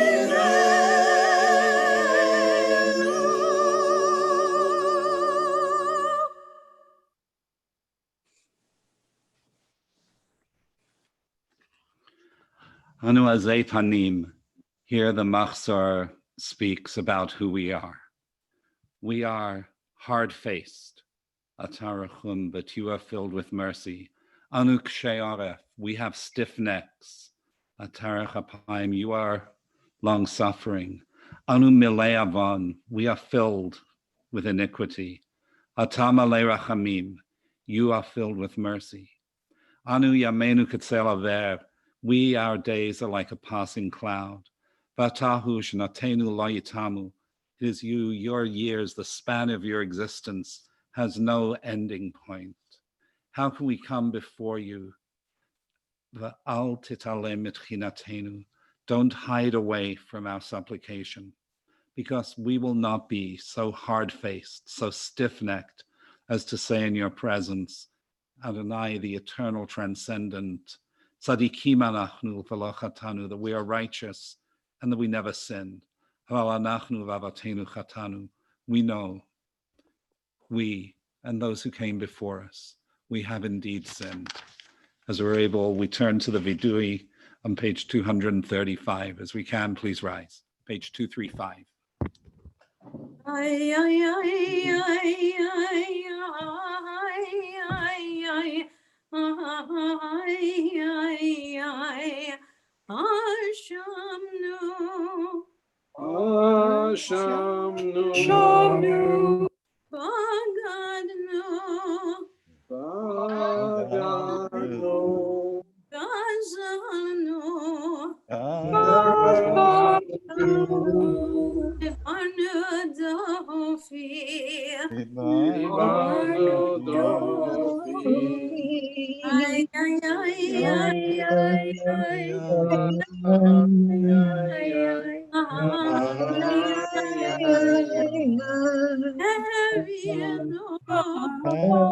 Erinu, Hirshanu,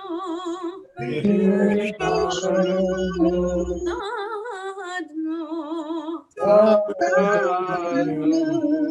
Amasnu, Hamasnu, Anu Sheker, Anu Sheker, ay, ay, ay, ay, ay,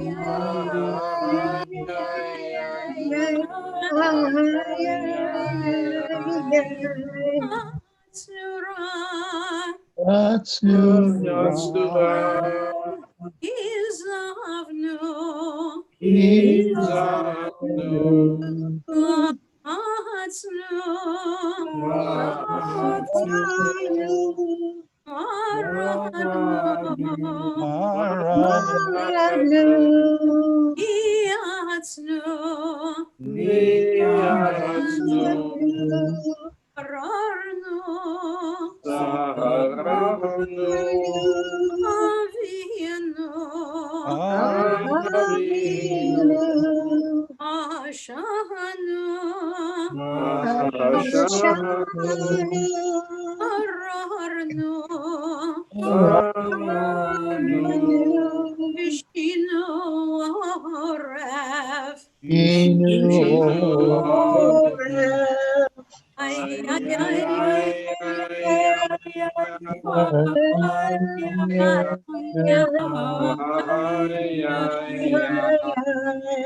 Ashanu,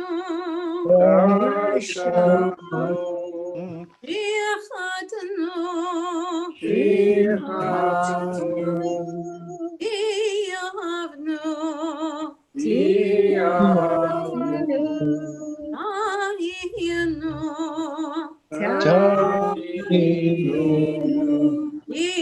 Yetanu,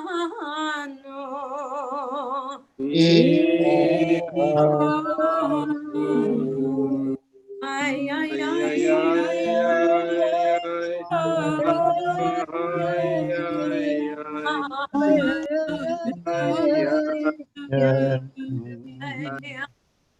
Sanu mitzvatecha, we have turned aside from your mitzvot. The lo shavalanu, it has not been worth our while. Kiameta sita, you have been in truth. V'anachnu hirshanu, we have turned aside. We turn to the specific al-chet. You'll find on page 237. Al-chet shechatanu lefanecha ba'anes uv'ratzon, for that we have sinned by compulsion and intentionally. Al-chet shechatanu lefanecha b'mutza lev, v'al-chet shechatanu lefanecha b'vli da'at, even without our knowing. Al-chet shechatanu lefanecha b'vitui svatayim, al-chet shechatanu lefanecha b'gilui arayat, al-chet shechatanu lefanecha b'galui uv'aseta, the things we have sinned both publicly and in secret. Al-chet shechatanu lefanecha b'dat uv'mirma, al-chet shechatanu lefanecha b'dibur peh, al-chet shechatanu lefanecha b'hana atareya, al-chet shechatanu lefanecha b'hahor halev, al-chet shechatanu lefanecha b'vizat znut, the sin we have committed in immoral and despicable witnessing. Al-chet shechatanu lefanecha b'vidui peh, for the sin we have committed in the confession of our lips. Al-chet shechatanu lefanecha b'zilzul harim amorim, for the sin committed in diminishing parents and teachers. Al-chet shechatanu lefanecha b'zazon u'v'shgaga, al-chet shechatanu lefanecha b'chozek yad, the sin done by power of our might. Al-chet shechatanu lefanecha b'chilul Hashem, for the sin we have committed before you through sacrilege and desecration. Al-chet shechatanu lefanecha b'tumat svatayim, by impure speech. Al-chet shechatanu lefanecha b'tipshut peh, by foolish speech. Al-chet shechatanu lefanecha b'yetzer hara, v'al-chet shechatanu lefanecha b'yadim u'v'lo yadim, things we have done with knowledge and without our knowledge.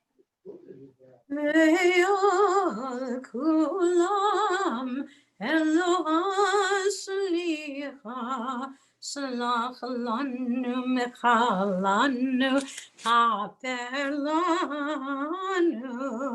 Ve'al kulam Eloah slichut, Slach lanu mechalanu, slach lanu mechalanu, kaper kaper lanu.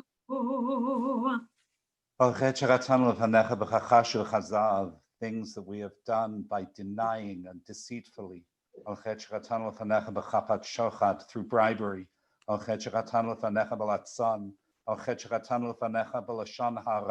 By evil speech. Sins in carrying out the procedures of business. The sins of eating and drinking. Through excessive interest and corruption. The sins committed through arrogance.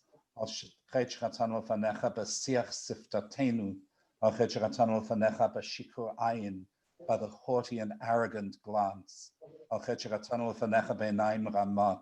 By haughty eyes. By stubbornness. Ve'al kulam elos lichod, slach lanu mechalanu, kaper kaper lanu. Ve'al kulam elos lichod, slach lanu mechalanu, slach lanu mechalanu. Kaper kaper lanu.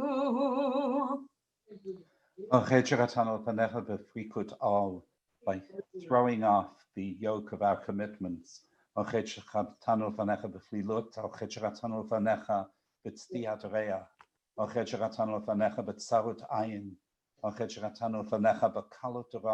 by lightheadedness, with a stiff neck. By allowing ourselves to run to do evil. A sin committed through gossip. Through false oaths. By causeless hatred. Things to which we have actively turned our hands. The sin we have committed by succumbing to the temptations of our heart.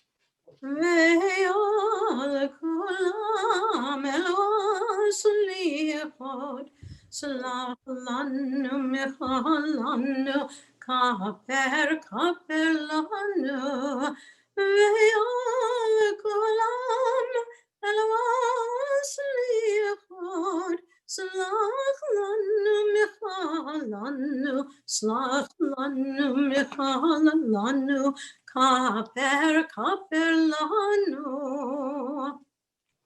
And we turn to God as both parent and sovereign, as parent as Abba, Av, and as sovereign, Malkeinu. Page 243.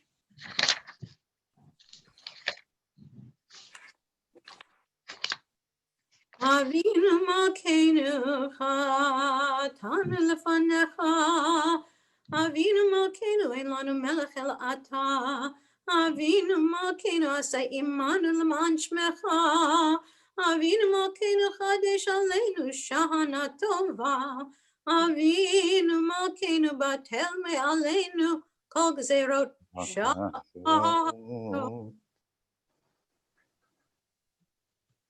Blot out and cancel our iniquities, and our sins from being in your sight. Avinu Malkeinu chazira b'tshuva shlema lefanecha, Avinu Malkeinu shalach refuah shlema lechol amecha, Avinu Malkeinu zachrenu b'zichron tov lefanecha, Avinu Malkeinu kotevenu b'sefer chaim tovim, Avinu Malkeinu kotevenu b'sefer gula v'yeshua, Avinu Malkeinu kotevenu b'sefer parnasa v'kol kala, Avinu Malkeinu kotevenu b'sefer zechriot, Avinu Malkeinu Kadveinu B'Sefer Selicha U'Mechayla. Write us in the book for an honorable livelihood. Write us for forgiveness and for pardon.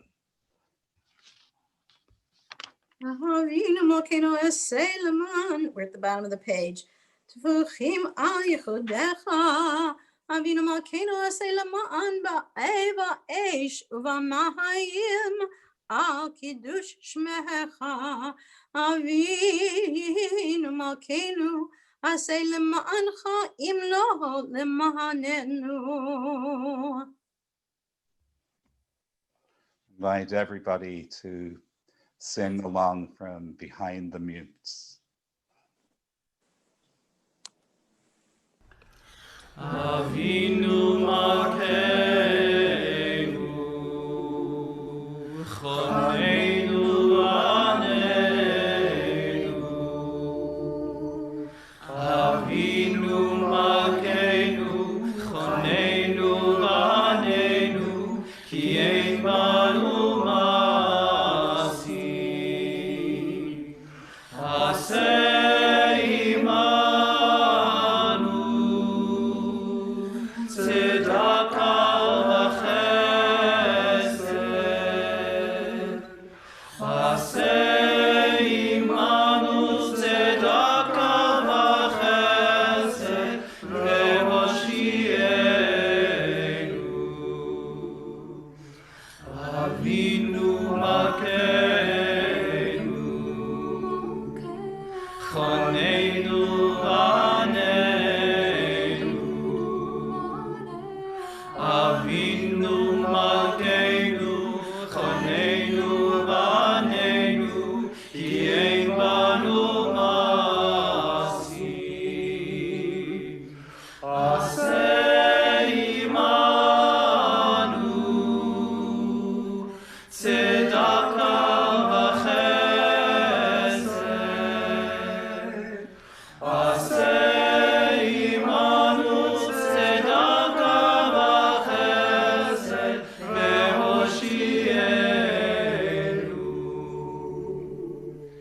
Avinu Malkeinu, Choneinu Aneinu. Avinu Malkeinu, Choneinu Aneinu, Ki ein banu masi.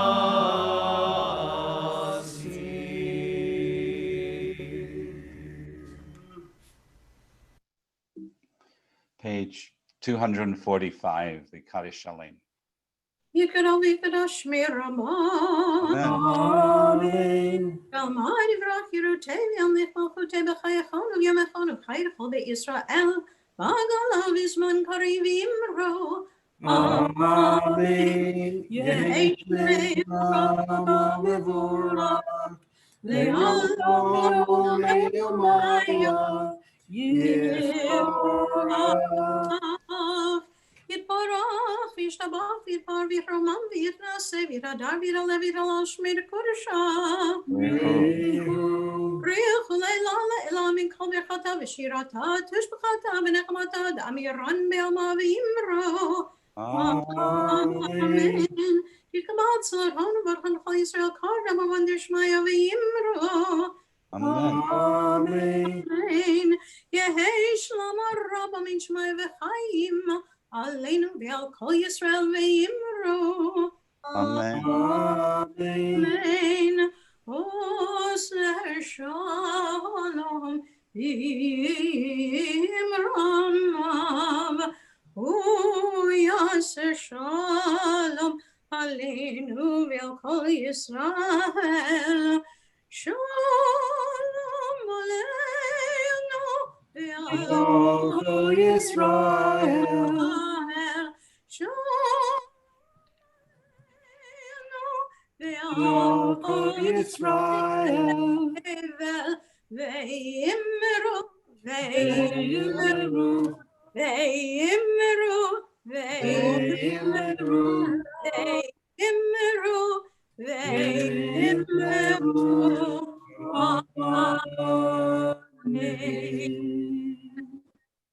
Aleinu, page 246, as we're able, please rise.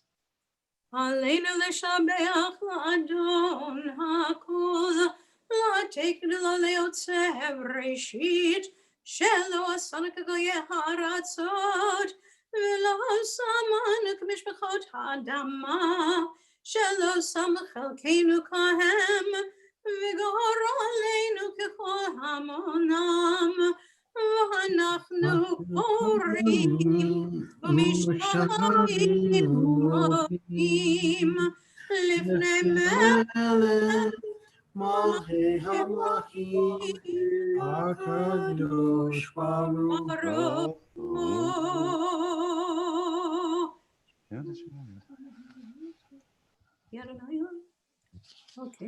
Okay, nekavel echad Adonai Eloheinu.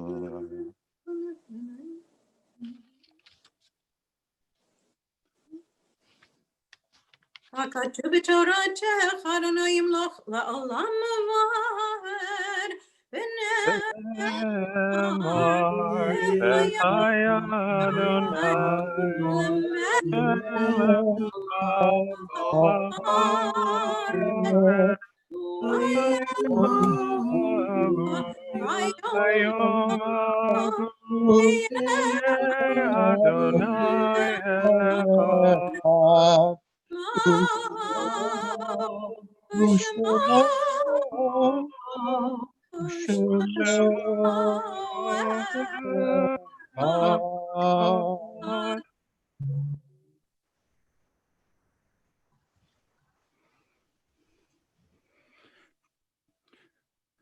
Before reciting Kaddish, we turn and recall those whom the congregation holds close to our hearts, those who have died during the past 11 months.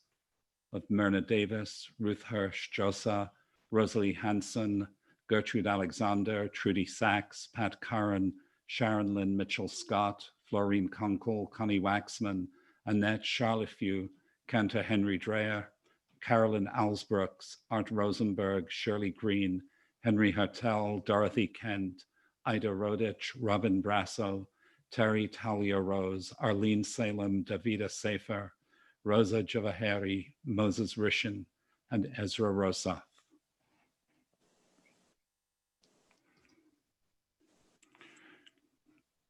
And we turn also to recall the yahrzeits observed in the past week of Rabbi Ted Alexander, Rebecca Cohen, Myrna Davis, Moritz Gutzel, Tony Goldfinger, Jenny Goldstein, Jacob Greenberg, Lottie Hertzberg, Berta Jonas, Joseph Kleiman, Sam Corman, Leo Leon, Jacqueline Mayeri, Kurt Michaelis, Gerda Stein, Elmer White. And we know that there are many among our people and in society, especially through these recent times, who hold close to their hearts and mourn the passing of Judge Ruth Bader Ginsburg.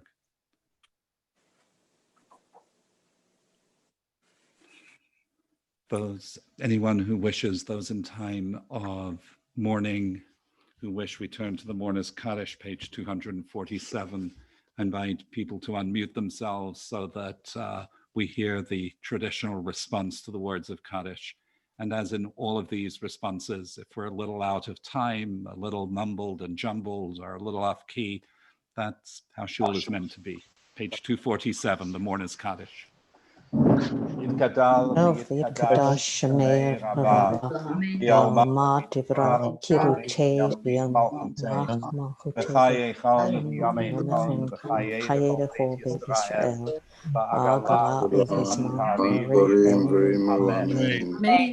Yehei Shnei Rabba Mekarach Olam Barach V'Yishtabach Bar V'Chman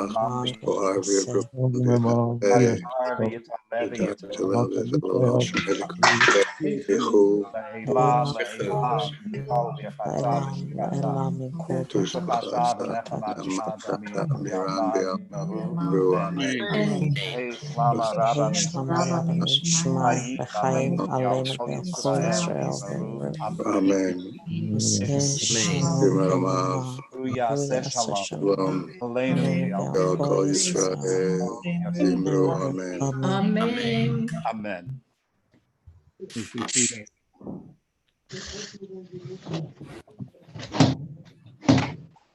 Announcements. It is Yom Kippur.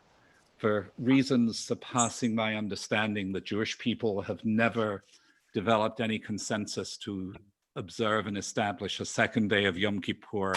So we have Yom Kippur service tomorrow only and not on Tuesday morning, although there will be regular minyan on Tuesday. If anybody wants to do Yom Kippur all over again, do please be in touch with me privately. There would be a measure of consistency with Jewish practice. There are other customs to remain awake all night reciting Psalms. Again, if anybody wishes to explore that, please speak with me. Tomorrow morning, more seriously, we will study a little in depth two Psalms, which are both fitting for Yom Kippur. One of them being Psalm 130, Minamam Akim from the depths, and Psalm 23, which of course will come to us during Yizkor. The morning service, Shacharit, will begin at 9:45, going through the Torah service, the extraordinary Haftarah and its contrast, and a skeleton of Musaf. And then a friend of mine who's a Unitarian pastor says, you know, we all live to be 120 and we come to the great decision in the sky, and there would be a signpost that says this way to heaven, that way to a discussion about the existence of heaven. The Unitarians would go to the discussion group. And so at that time, I forget, I think it's at 12:30, we have a choice to do the service of the Avodah as a service of the Avodah and Eles Kara, the martyrology, which will be roughly with myself, Cantalinda, and some additional readings and insights, or to go to a study group and discussion about the Avodah service with Rabbi Gottlieb, for those who are kind of interested in thinking about it, but don't actually want to do it. So you can swing either way, Unitarian or traditional, following which there are two further study options, one with my son Yishai, God help everybody, looking at themes of opening and closing gates of justice and inclusion, the arena of his graduate studies at Cambridge in the UK. And I've dreamed up following that limud on the theme of prophets and prophets. Just, it all depends how you spell the words, but what do the prophets say about prophets and vice versa? We will come together for music and meditation with BIJ. Each congregation will do mincha in the afternoon of Yom Kippur separately. And then we come back together with our friends in BIJ for Yizkor and Ne'ilah, which all of us will co-lead. And it is my hope that we will be looking, maybe the Mashiach is in BIJ, not in B'nai Emunah. Maybe there are two messiahs, but it is in exploring this concept that I believe we really are creating a shining pathway forward. And then after the Tekiah Gedolah at the end of Ne'ilah, there will be a live Havdalah. Please, everybody, keep a Havdalah candle or a glow ring. If you didn't yet break your glow ring, don't do it yet at Havdalah. And there'll be virtual orange juice, gefilte fish, whatever you like. And about a half hour later, there will be a real drive-by Havdalah in the parking lot at BIJ. A lot of choices. We're deeply indebted to Rabbi Elisheva for the way in which he has coordinated and brought together such extraordinary interest and new ideas for interesting and attracting the minds, hearts, and souls of our kids. We're greatly in her debt. Is there anything else that needs to be said? Because I know that the hour is late. Cantalinda. Very quickly, I will have my Slivovitz and my shooter glass right here for breaking the fast. So I know we're not in shul, we can't do it together, but line up and we'll do it virtually if you're interested. Slivovitz? Yeah, break Really? the fast with a shot of Slivovitz. It really gets you going. You have If you no ha- idea. It just revives you. It's wonderful. It's our And tradition. tradition, great. And if you The have tradition old that wood, brought if you have old woodwork and it has paint and you want to strip the paint off, Slivovitz is really good for that as well. But sorry, that's overly judgmental for Kol Nidrei. Slivovitz it is. We turn to finish with the traditional Yigdal, the poetic setting of the 13 principles of faith. And you'll find it on page 250, page 250. And there should be a melody and a slide coming up in just a moment. And the slide comes from our friends in the Cantors Assembly from a shared slichat that was broadcast by the entirety of the conservative movement.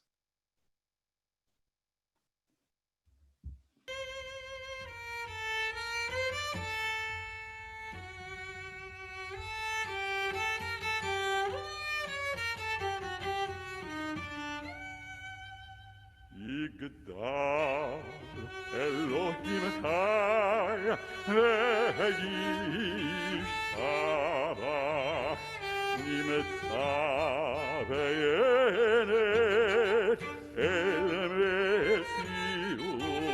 מציאותו אחד ויחיד יליבותו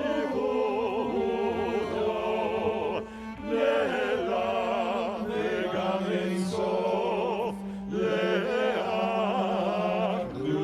לאחדותו אין לו כמות הגוף ואין עוד גוף לא נערו אליו קדושתו קדמון לכל דבר אשר נברא ראשון לראשית לראשיתו הינו אדון עולם לכל נוצר ירא גדולתו ומלכותו שפע נבואתו נתנו אל אנשי סגולתו ותפארתו לא קם בישראל אמור שעוד נביא ומביט את אמונתו תורת אמת נתן לאהל על יד נביאו למען ביתו לא יחל יפעל ולא ימיר דתו לעולמים לזולתו צופה ויודע תתארנו מביט לסוף דבר בקדמתו דומה לאיש חסד כמפעלו נותן לרשע רע אלישעתו ישלח בקץ ימין לפינו לפדות מקקקת ישועתו מפים יחיה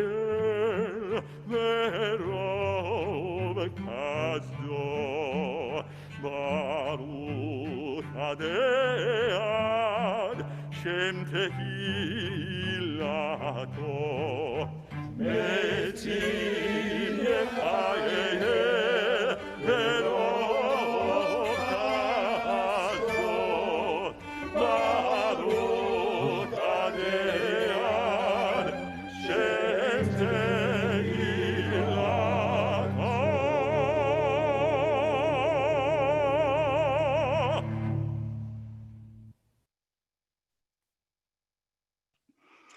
So to everybody, Ligmor Chatima Tova, may we go through this journey that guides us to be prepared for a good year, a year of many blessings.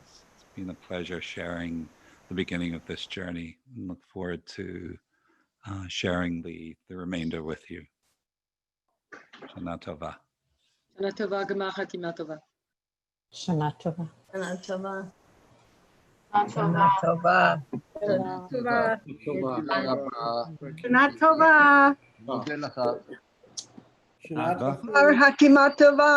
תודה רבה, גם לך. Fatima Tova. Shana Tova.